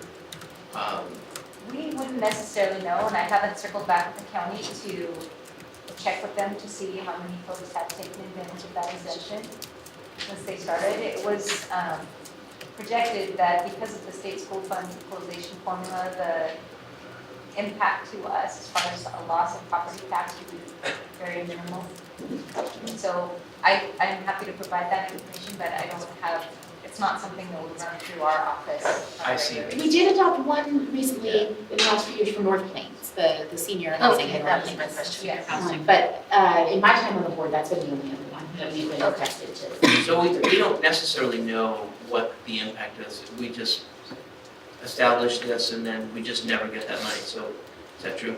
Right. Okay, but we I can can assure. request that information and bring it back to you guys for sure. We just I haven't. think that might tracked be it. worthwhile. Actually, I know there's other jurisdictions that we're friends with in other ways, that other special districts, and they're trying to do something like this, and it's interesting to know how impactful this is. There's obviously a public good we're trying to facilitate here, and it'd be interesting to know at what cost that comes to us, so that we can, kind of feel good about it, I think, frankly. The exemption is in alignment with how we operate the construction excise tax collection that we have, that the low-income housing is exempt, certain things are exempt from that tax, where we request a certain amount for additional square foot. So it is in alignment with that, and I'm happy to see how that information is shared. Do you happen to know, Michelle, if we're sort of unique in that, or are other service districts like TVF&R or THPRD or any of the other tax bodies, is that anything we track? Is there? I haven't, no. I believe the requirement is you have to have approval from 51% of your local Right. taxing districts. And so I'm sure that if they are 51, if they help make up the 51%, they probably are approached. I know that THPRD was not approving for a while and then had some board turnover. There's, we know the Beaverton School District just recently approved something like this a few years ago, it says. So, but I bet the smaller ones, probably not as much because they need to make up that 51%. So. Yeah, and the 51% changes based on where you are. It's kind of easy in the city of Hillsboro, but it's a very complicated calculation in urban unincorporated Washington County where I live. Thank you, Michelle. Any other questions or comments for Michelle? My comment is I'm really excited about having more affordable housing in our area for our families. I think that's really important. We were just talking in the work session. Erica mentioned the idea of our enrollment dropping due to the fact that families cannot afford to live in our community anymore and then having to move farther out. So I'm really excited to help be a part of that. I also am really excited about the second from last paragraph, talking about when Beaverton School District approved something like this, they actually saw a bump because they had more students living in their district, and I'm really excited about that as well. So I'm happy to support this. Thank you, Michelle. Okay, it has been moved by Mark and seconded by Kim that we approve the following resolution. We adopt the following resolution. The Hillsboro School District 1J Board of Directors hereby approves the use of exemptions from district assessed property taxes on the value of certain properties that qualify for the program administered by the City of Hillsboro as provided in a nonprofit corporation, I lost my line, low-income housing program authorized under ORS 307.540 through 307.548. Board approval of this exemption will extend through the statutory sunset date of the program. If you would like to adopt that resolution, please say aye. Aye. If not, please say no. Thank you. That brings us to item number 6, awarding contracts with Adam and Casey. All right, with Adam. You've been sitting there. Good to see you. Might as well. I really don't have much to add. It's that time of year in the bond department. We are bidding projects and awarding projects. So what you have tonight are some project that we need to award the bids on, and also 2 different intergovernmental agreements. One with Washington County and one with, the Washington County one is for rebuild. The other is an agreement between the developer of the property in the northern part of South Hillsboro. They are adjacent to our school, so it's an agreement to develop streets. We'll pay them a flat fee, or actually we'll split the cost with them on that. So happy to answer any questions about either of these motions. Okay, so normally Oh, we would yeah, do a we have motion, to. but he just talked about the next 4 motions, and so maybe we should just ask him our questions now. So that's what we're going to do. So go ahead, Erica. I just had a question about the awards of the contract. When is this work scheduled to be started? As soon as we get permits. So we have gone through the bidding process. This year. We selected a contractor, yes. Yes. Students? For Sedgwick, I had a question because reading through it, was talking about the awards, and it said computer technology. What does that mean? Because sometimes within our computer labs, we've gotten computers taken away, and then we've gotten unsecured computers. So what? This is just the classroom work. So this is for the career technical education classroom work that's happening in those classrooms. So is that? It's not the technology itself, it's the construction that's going to happen in those classrooms. Mark? I just want to say thanks for including all the drawings and floor plans and all that stuff in the documentation. I really enjoyed looking through it. Good. As did my Happy to hear son. that, because next month I'm going to have a whole nother Okay. project. You'll have more pictures. As did my son at the dinner table, and when I said we're getting a new early childhood, he's like, "Where's it gonna be? What's it gonna look like?" So, and he's not even gonna be it. So, And all of that stuff is on the website, so if you ever want any more information, it's all there. Good job. All right, so let's start with the first one, item number 6, which is the motion that you can find on page 274. I'm ready to hear that. It's long. I move that the Board of Directors award the contracts for the following 2019 construction projects as follows. Century High School Early Childhood Education CTE Modular Building to Aries Building Systems in the amount of $829,950. Century High School Modular Building Site Work Interior Construction at Century Culinary Arts, Health Science, Computer Technology, Graphic Design, and Business and Marketing CTE Program Spaces to 5-Star Builders in the amount of $1,490,000. Liberty High School Sustainable Agriculture CTE Building and Interior Building Improvements to Culinary Arts and Early Childhood Education CTE Spaces to Corp Incorporated in the amount of $2,790,000. Glencoe High School Softball Dugouts and Concession Building Project to new construction in the amount of $230,875. Second. Fantastic. So it's been moved by Kim and seconded by Erica that we award these contracts to Century High School and Glencoe High School and Liberty High School. Are there any questions that anyone forgot to ask? So we say yippee. Yippee. All right, so it has been moved by Kim and seconded by Erica that the Board of Directors award the contracts for the following 2019 construction projects as follows. Century High School Early Childhood Education CTE Modular Building to Aries Building Systems in the amount of $829,950. Century High School Modular Building Site Work Interior Construction at Century Culinary Arts, Health Science, Computer Technology, Graphic Design, and Business and Marketing CTE Program Spaces to 5-Star Builders in the amount of $1,490,000. Liberty High School Sustainable Agricultural CTE Building and Interior Building Improvements to Culinary Arts and Early Childhood Education CTE Spaces to Corp Inc. in the amount of $2,790,000. Glencoe High School Softball Dugouts and Concession Building Project to new construction in the amount of $230,875. If you would like to award those contracts, please say aye. Aye. If not, please say no. Excellent. Okay, that brings us to number 7, award contract for chiller replacement, etc. I move, go ahead. No, I move that the Board of Directors award the contract for Liberty High School chiller replacement, controls upgrade, and retro commissioning of Liberty High School's HVAC system to McKinstry in the amount of $1,234,173. Second. Great. It's been moved by Jackie and seconded by Yadira to award those contracts. Are there any questions or comments? Mark? I don't think a Liberty is that old to require this kind of an update.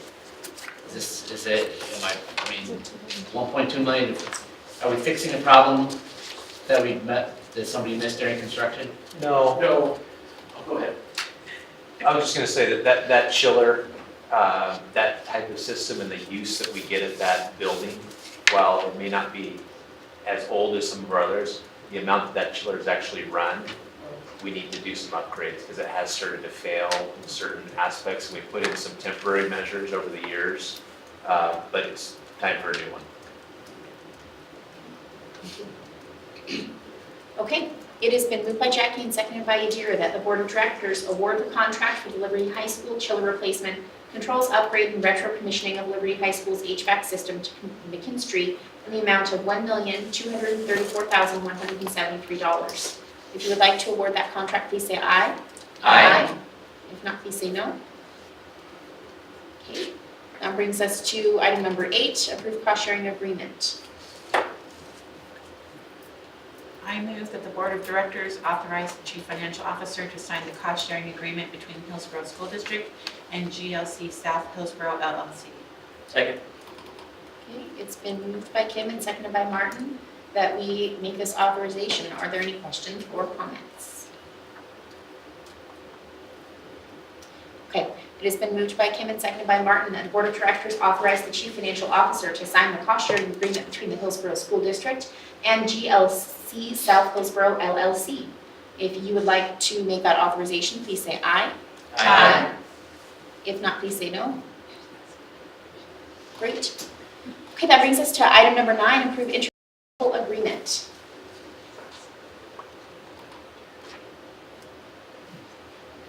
It's a little bit of a scroll, bear with us, I move audience. that the Board of Directors authorize the Chief Financial Officer to sign the intergovernmental agreement between the Hillsboro School District and Washington County for half-street improvements to Reedville Elementary frontage along 209th Avenue and Johnson Street. Second. It's been moved by Kim and seconded by Martin that we approve this agreement. Are there any questions or discussion? Martin? I'd just like to say kudos to the HSD team who reaches out to other local agencies and departments like this, especially in an area like unincorporated Washington County and Reedville where there hasn't been a lot of leadership in 100 years. Finally, we're getting sidewalks and storm drainage put in, and it's a remarkable achievement. Thank you.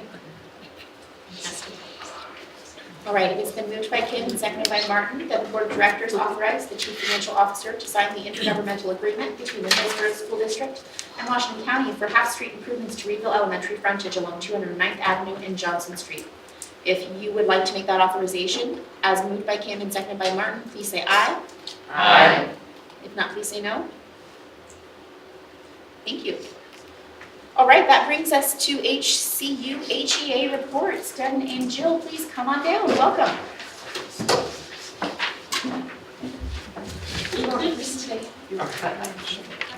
Hi everyone, Jill Boley, HEA President. I got something really special in the mail yesterday. It says, thank you for coming to Salem on President's Day and for spending your day off to advocate for students. Your passion and dedication to making schools better for both students and teachers is inspiring. I will continue to champion efforts that enrich and support our education system. Onward and upward, Janine Salmon. So, yay! So thank you everyone for being there. Thank you for joining us in Salem. Last Monday was great. It was a great rally. Especially thank you to Erica for connecting me with some folks in the community that wanted to attend. We made some wonderful friends, and thank you, Olga, for helping with that connection. We had about a dozen folks help us at the pizza party the night before, wonderful families, helped me make peanut butter and jelly sandwiches, so it was really wonderful. So thanks again. We actually ended up getting a third bus because of that, so thank you very much. We had over 120 of us join us on the bus and about 180 join us down in Salem. I feel like our count was right around 300. We really, our presence was really strong, so I'm excited. Even though, if I had sleeves, I would be rolling them up right now after upstairs because I know it was a little discouraging. It just takes a few minutes to say, that's okay. We're gonna continue that. We're gonna make this. We're gonna continue to work together. It's not okay what's going on in Salem, but we're strong, and we're going to just keep, knocking at that door and letting them know. I want you to know that when all of that was happening upstairs with just the funding and, Angela and I were working, Angela crafted a paragraph already that we looked at, and it's good to go. I can send out to members. doing exactly what the ask was, which is to reaching out to Representative Salmon and all of our other legislators and Suzanne and just everyone, right? Because that's what, and it has to happen in the next 24 hours and then every day after that. It has to be a tap on the shoulder. So I appreciate that I have all of you here in the room that, we're all nodding our heads saying, yes, we're going to work together. And, if it doesn't work out the way we want it to, it won't be because we didn't try and we didn't do the best that we could. We're going to give 100, 110%. Contract, yay, have a contract, and very excited about that. April 23rd, the building reps and the principals will be working together to do kind of a contract 101, because there was like 50 things that were changed or added into the contract. There was a lot, and good things, really good things. So, it's important that everybody is on the same page, and we want it to be very successful, so we ask that we are able to connect in April. So excited about that. Poker scramble for our new probationary teachers, and it's an opportunity where we are able to feed them and share all of the good things. We ask HR to come and join us, folks from OEA, and they get fed, they get a little card, and everybody gets a prize. It's just a great time to get to know our new teachers, the probationary teachers. I will be on the first day of spring break back down in Salem. It's a lobby day, so always encouraging everybody that wants to attend to join me. Happy to have you. And just thank you. Thank you for being there and being there last week.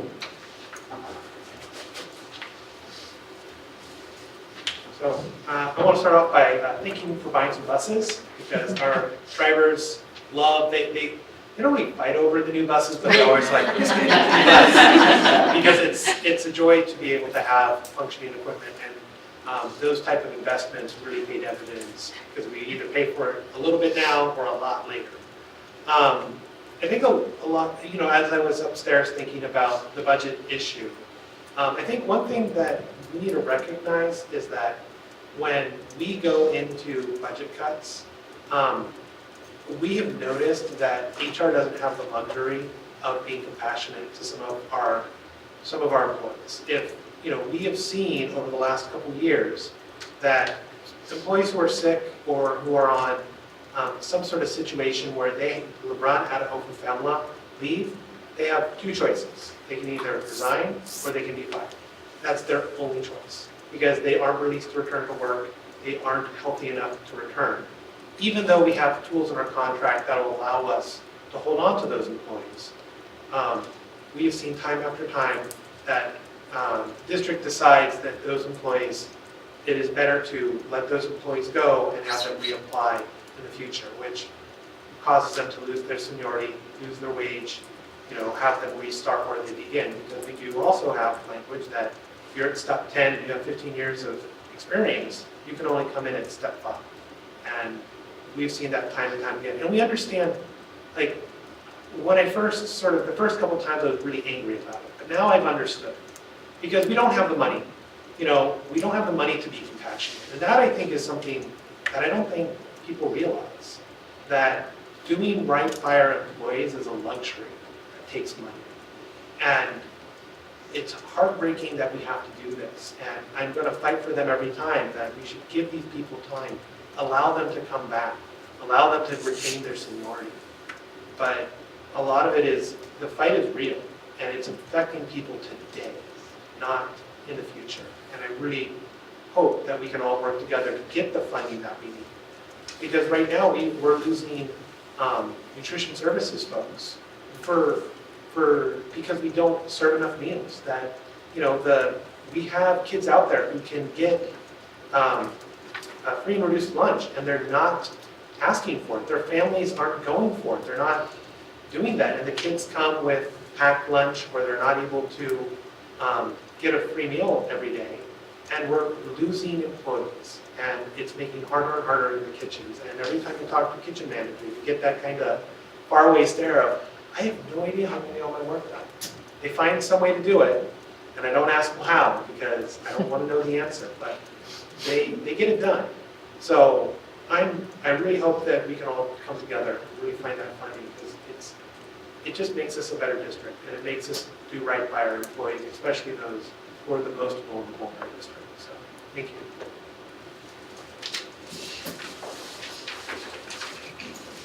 Thank you. All right, we will go to student representatives time. Samantha? Is this on? Yes.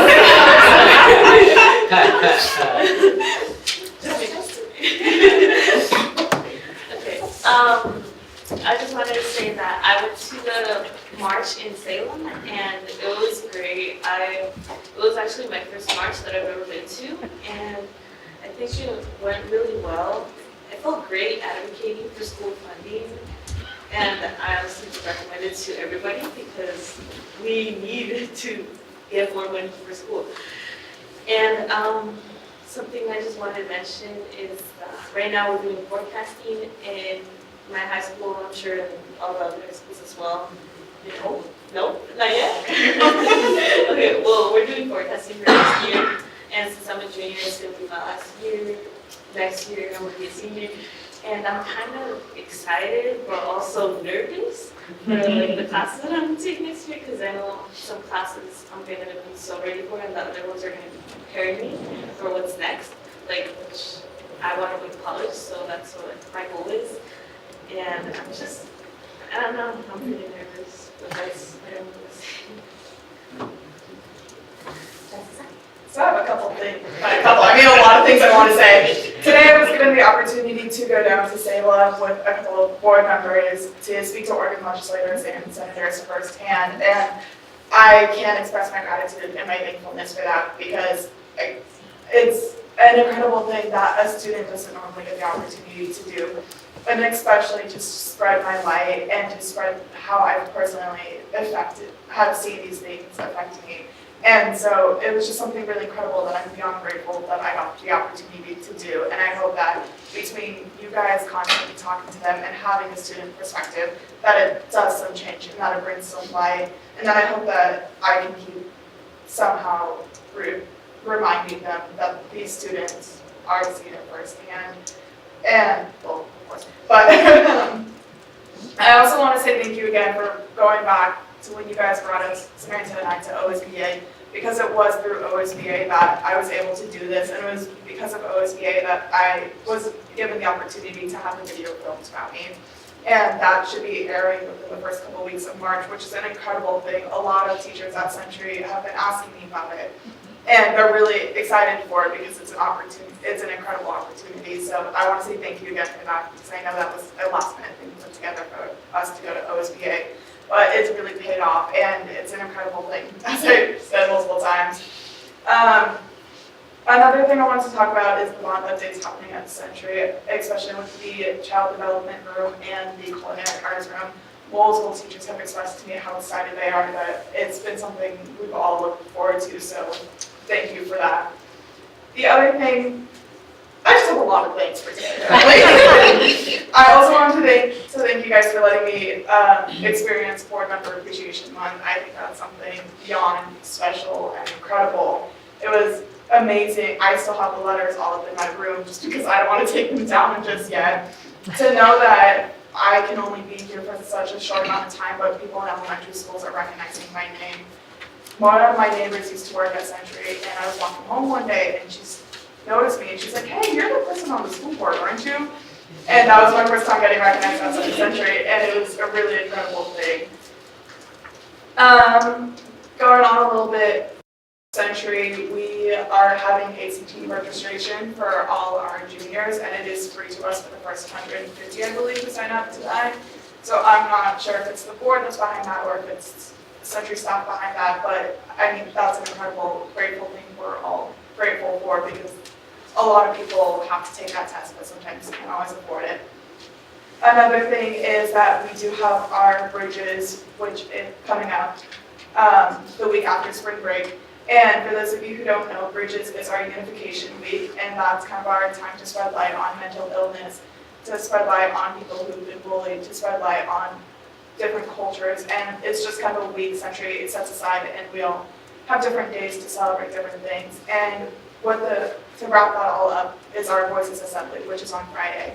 And I know some of you have talked to my principal, Mrs. Geis, about it, but Century opens you with welcome arms to come see that. And if you guys can, I'll find out more information to send to you guys about that. But it would be incredible if you guys. It's gonna be up to you too if you could. So I again want to say a huge thank you to the board, to everyone, and to just have this opportunity because I don't know what my junior year would be without it. Thank you. Superintendent's time. All right. It's great having everyone at Salem today. I was down there as well, and I think anything we can do to continue to advocate and to continue to spread the word about how the co-chair's budget would be a cut budget for us. We don't know that the governor's budget would be in that same category, so I think now is the best time for us to pick up our efforts and to continue to advocate in a really strong way. My thank you note from Representative Solomon must have got lost in the mail. I'm sure we're there. Wanted to talk for just a couple seconds about snow days. I did get a letter about that. This is from a 4th grader. It's not fair that other schools have no school, but we do. When there's snow in the morning, we can't play if we're at school. That's fair. Especially if there's no school at the end of the school day to play with. That's my explanation. That's why I don't agree with you. So, when it comes to making decisions, and there's several more. See Barley will write it back. When it comes to making decisions about schools, in Washington County, we do have the goal. We talk every morning. In fact, in 7 hours, I've got a phone call with the Washington County superintendent because they're supposed to be it's supposed to snow likely mainly after 10 p.m. Total nighttime snow accumulation less than half an inch. So this kids might be disappointed again. But the bottom line, when it comes to making a call regarding inclement weather, there's a number of factors that are taken into place. I know that yesterday we had some staff members that were concerned because of where they live, and they have to travel to get to Hillsboro in order to report to work. When it comes to making decisions for whether we have a 2-hour delay or whether we have a closure, a large portion of that decision is based on just our attendance area. Those are the students that we serve, and yesterday it was really a dilemma. Are we going to have some unhappy staff, or are we going to have unhappy parents? And so that's where the choice was. So anyway, it is. It's one of those things that you're never going to make everybody happy, but we do err on the side that we always want to consider student safety as a number one concern. And then we also have community members to answer to as well. I think that's it. I will leave it there. Okay, thank you very much. Starting with Jackie, let's do board of directors time. I've really enjoyed going to our parent club meetings to talk about advocating for school funding. The parents, the principals, the staff have just been amazingly receptive to that. So that's always interesting, and I love getting out and meeting the parents. Also seeing the bond work being done, especially Century. I mean, every time, and somebody said the other day to me, I drive by, that school down the street, on Pernice Pass. I said, yes. And they love the landscaping, right? That's what they noticed. And so it's making a difference to people. And I'm excited to see how I can't. I wanted to just call attention to the donations that were in our consent agenda, I hope that's okay. I just want to thank Granary Tire and Accessories donated $6,240 to Hill High for a basketball scoreboard. I think that's exciting. It's a lot of money. Imlay PTA donated to Imlay Elementary for art supplies and $10,000 for Chromebooks for a total of over $11,000. And my kids went to Imlay, so that is an extremely impressive amount of money to donate. So I just wanted to make sure that we thank them. And the highlight of my month was the School Foundation Gala. And I love our board members, everybody dressed up in a different theme. And I think it was the hit of the night. I think that was probably the most fun I've had at that gala in, I don't know, 10 or 15 years since I've been going. So that was really fun. And I want Mike to wear his shoes next time. I agree. Challenge. Double dog dare. Rumor has it he wormed in the governor's office. He fired and did it. That's it. Yep. And I want to thank Martin simply because you're the one who brought up the donations that are in the consent agenda. So I hope I didn't steal your thunder. Okay. But No, I thought that was great. Thank you, Jackie, I appreciate that, and I don't know procedurally, if we want to make them an action item, it would just add a minute to our proceedings, because it would be pretty quick, but it would give a little extra visibility on that, because every single one of those is a truly extraordinary thing, and I don't want to bury it in the consent and then just get too routine about it, so thank you, Jackie, for calling that out. There's an extraordinary story behind each one of those donations that's, any nonprofit would be so grateful to receive that kind of donation.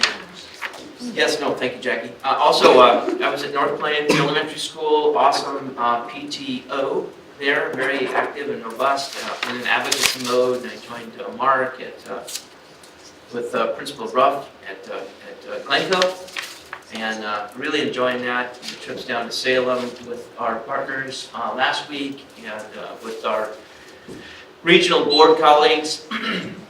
And some amazing administrators today. It was a lot of fun. I love that, and I feel blessed to be empowered by the community to serve in a brief moment in time in this capacity. And I'm going to use every bit of influence I can squeeze out of this to go down there and solve the problem of stable and adequate funding. So pray for us all. We got work to do. And last thing I want to say, Beth, to you.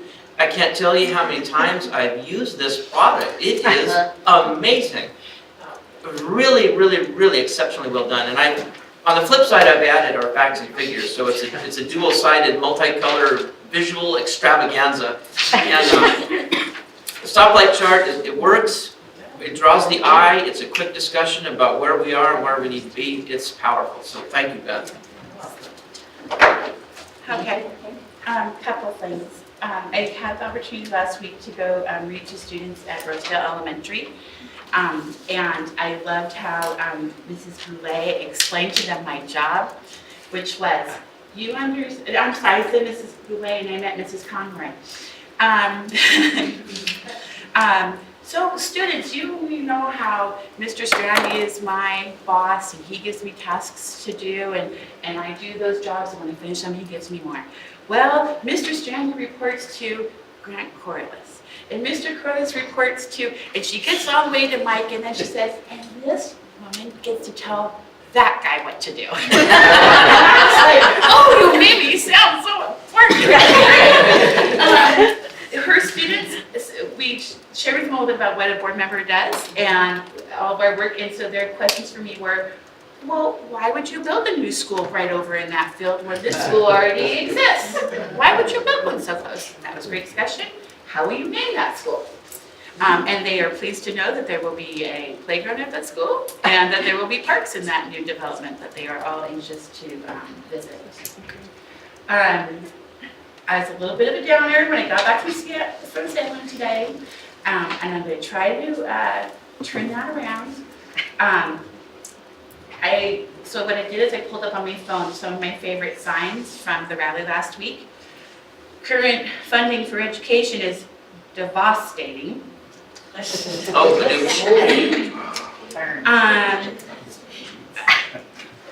lovely Hillsboro student whose sign indicated that her textbooks were older than she is. And as I was looking at those, my husband and I pulled up the sign of Allie and Lucas at one of the many rallies that we have drugged them to over the years, starting in 2006. And Allie, who is now about ready to embark on a career as an artist, sign said, "Don't steal art away from me." And Lucas's sign as a kinder was, "Don't make schools an endangered species." Today, one of the legislators, when we asked, what can we do? Like, we want to arm in arm with you. He says, show up. And I got offended. And I reminded this man that I've been showing up since 2006, asking for the same darn thing. Reduce class size, increase my school year, fund programs, do right by our kids. So I was discouraged this morning of the messaging we had, and I am re-inspired after spending the last couple hours with you all that it's worth still fighting for, and that we're not going to give up, and that our community should be prepared to unseat anybody in the legislature who's not going to do their job. It's the job they were elected to do. Representative Solomon called me between the work session and the regular session because she had been so moved by our conversations today. One, she was moved by getting to meet Jessica in her advocacy role as a student representative, and it was super powerful to watch that connection. And I actually think it was more exciting for Representative Solomon than it even was for Jessica. And so Representative Solomon reminded us that even the legislators like herself who are pro-education that we know we can count on want to hear from all of us. And want to hear from all of us on a regular basis about what the dollars are we need and why we need them. And she's prepared to do the heavy work. She also wanted to make sure that everyone knew about the Student Speak Forum, which is on March the 30th. It's an event that's co-hosted by Representative Solomon, Representative McLean, the Hillsboro Chamber, and the YAP Kids. It is in the it is on March 30th from 12:30 to 2:30 at PCC Willow Creek. And what they really want is a large turnout, not only of adults, but of students. They're hoping to have a large media presence there and to really make this be one more place where we're doing a lot of advocacy work. And so do that, write your legislators, even if you know they will vote the right way, because they are keeping the tally, and I'm going to keep my chin up. Thank you. So many great events. The parent clubs are awesome, and thank you for inviting us and arranging the whole day. It was incredible. I don't think, thank you for staying up the night before, because I don't think I've ever been as happy to see a peanut butter and jelly sandwich in my life than when I got back on that bus. It was the best sandwich I had. It was so good.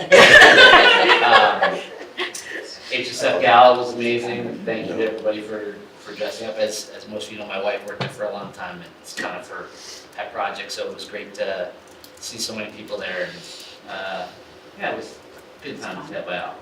I think they did well. What else? I just want to say I'm so proud of our student representatives.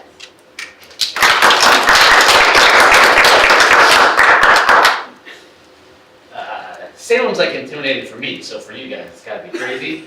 And you guys have handled it so well. So This is getting really emotional. Today we put, there was a lot of people in Salem, and so just sorry to add to your time. No, go ahead. We were in a room with about 30 school board members, superintendents, and staff from about 8 different school districts. And we did not know that. We thought we were walking into a meeting with just Hillsboro. So we sort of walked into control of the room and said, well, we had a plan, and our plan was for the students to speak first. And so all the other adults in the room deferred to Jessica, and she kicked off our meetings. And after they heard her speak, they continued to let her, at all of our meetings, be first before superintendents, before teachers, before school board members. It was awesome. I think as a student that was, and it was so powerful to have, and the entire room quiet, as Kim was saying. Superintendents were looking at me to start this off, and that was kind of a lot of pressure right there. I wasn't staying nervous, but I came out of it excited, prepared, and ready to fight this battle. And I know that previous boards were maybe reluctant to add student representation, and I think this just proves to me that it was right. The more and more events I go to with the school board, the more people talk to me of all different districts, and they're like, what is it like for a student? And the more I can't stop telling them to have students on their board. And hopefully we have those informational sessions set up at Hill High and Glencoe and Miller. Let's make sure we find another Do This Forever. It's not time to cry yet. And we give them the diploma. Oh, yeah. We're not going to talk about diplomas yet. Thank you, Mark. Is that all for you? Yeah. Thank you. Well, Lisa, me and Sheehan went to the town hall at PCC for the Orability and Student Success and OSBA, and I mean, that meeting was a little more optimistic, I guess. I mean, they sounded like they had plans in place, and then like after hearing what you guys you know, so I think it's gonna be like this up and down roller coaster. And so, we're gonna ride it out to the end and, really, you know, advocate for funding our schools. And, went to the gala. It was a lot of fun. Took pictures with other students. The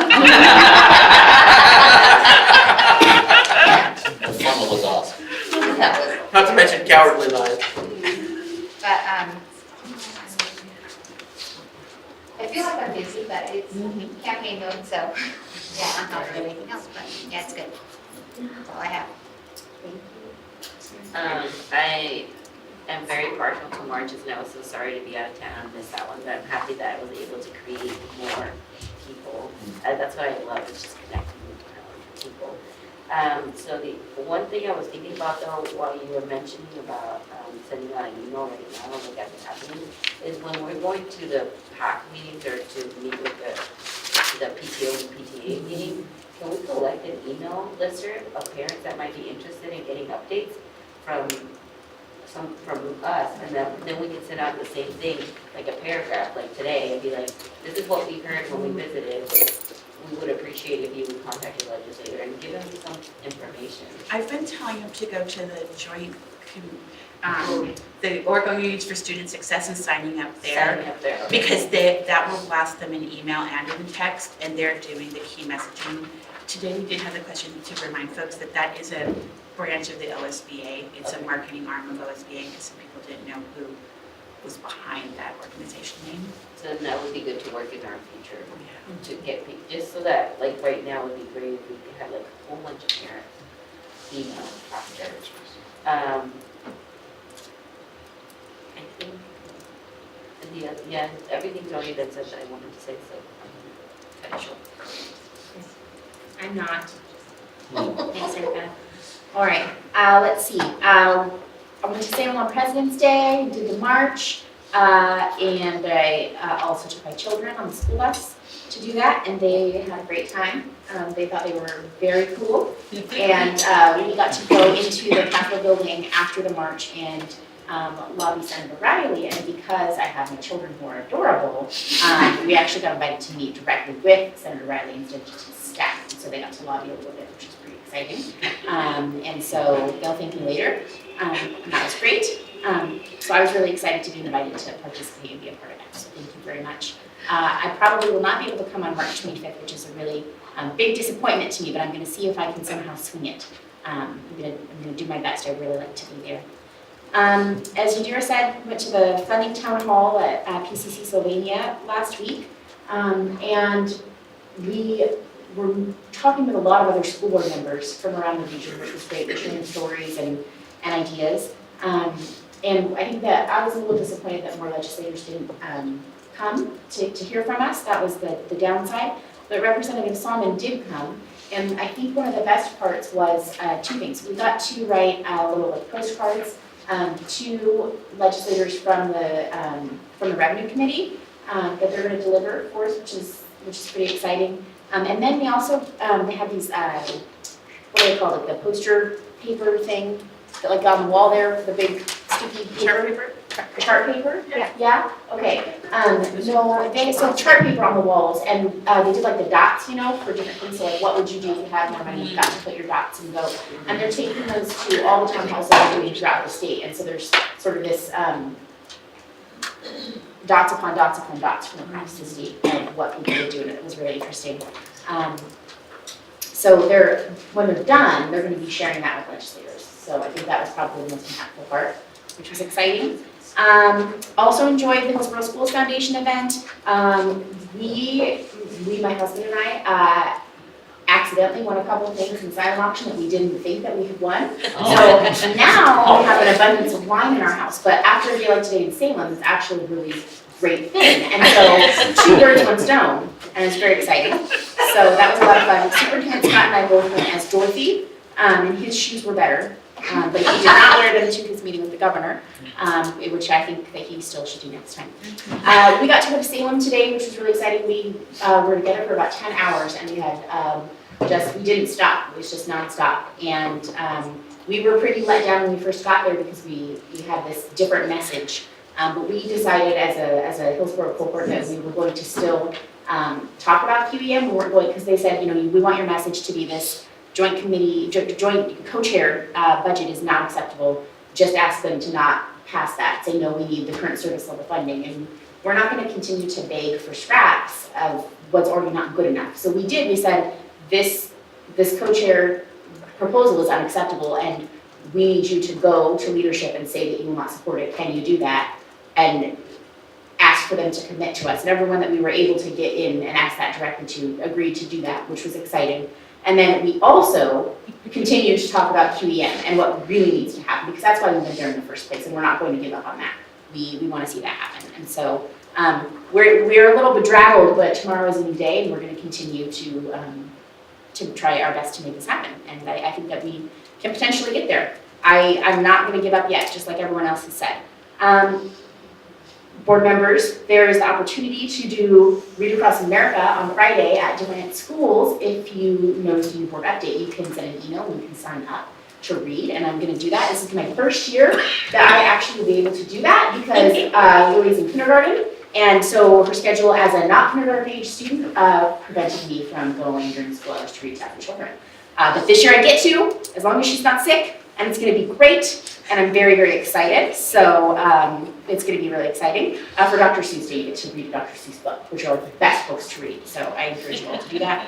And then finally, I'm excited for, in March, some high school conversations that Superintendent Scott is having at a few different of our high schools, and we're invited to participate in that. And I do get to attend most of those, so I'm really looking forward to that. Not last year, but I think the year before, we had a subcommittee where we went out to the different high schools and we met with students with the superintendent, and I think that those conversations were more revealing for me and informing my perspective as a board member than almost any other kind of community event or interaction or engagement that we've done. So I would really recommend folks who can go on the board go, because it's really useful to get to talk to students in small groups. It's in the board update from Friday, and Are those March like ones we 6th. did before? Yeah. Okay. Yeah. And so Different they're- grade level. Yes, so that's really exciting and excellent. And that's all at the end. Okay, all right, so let's go. Our next meeting is March 12th. Good night.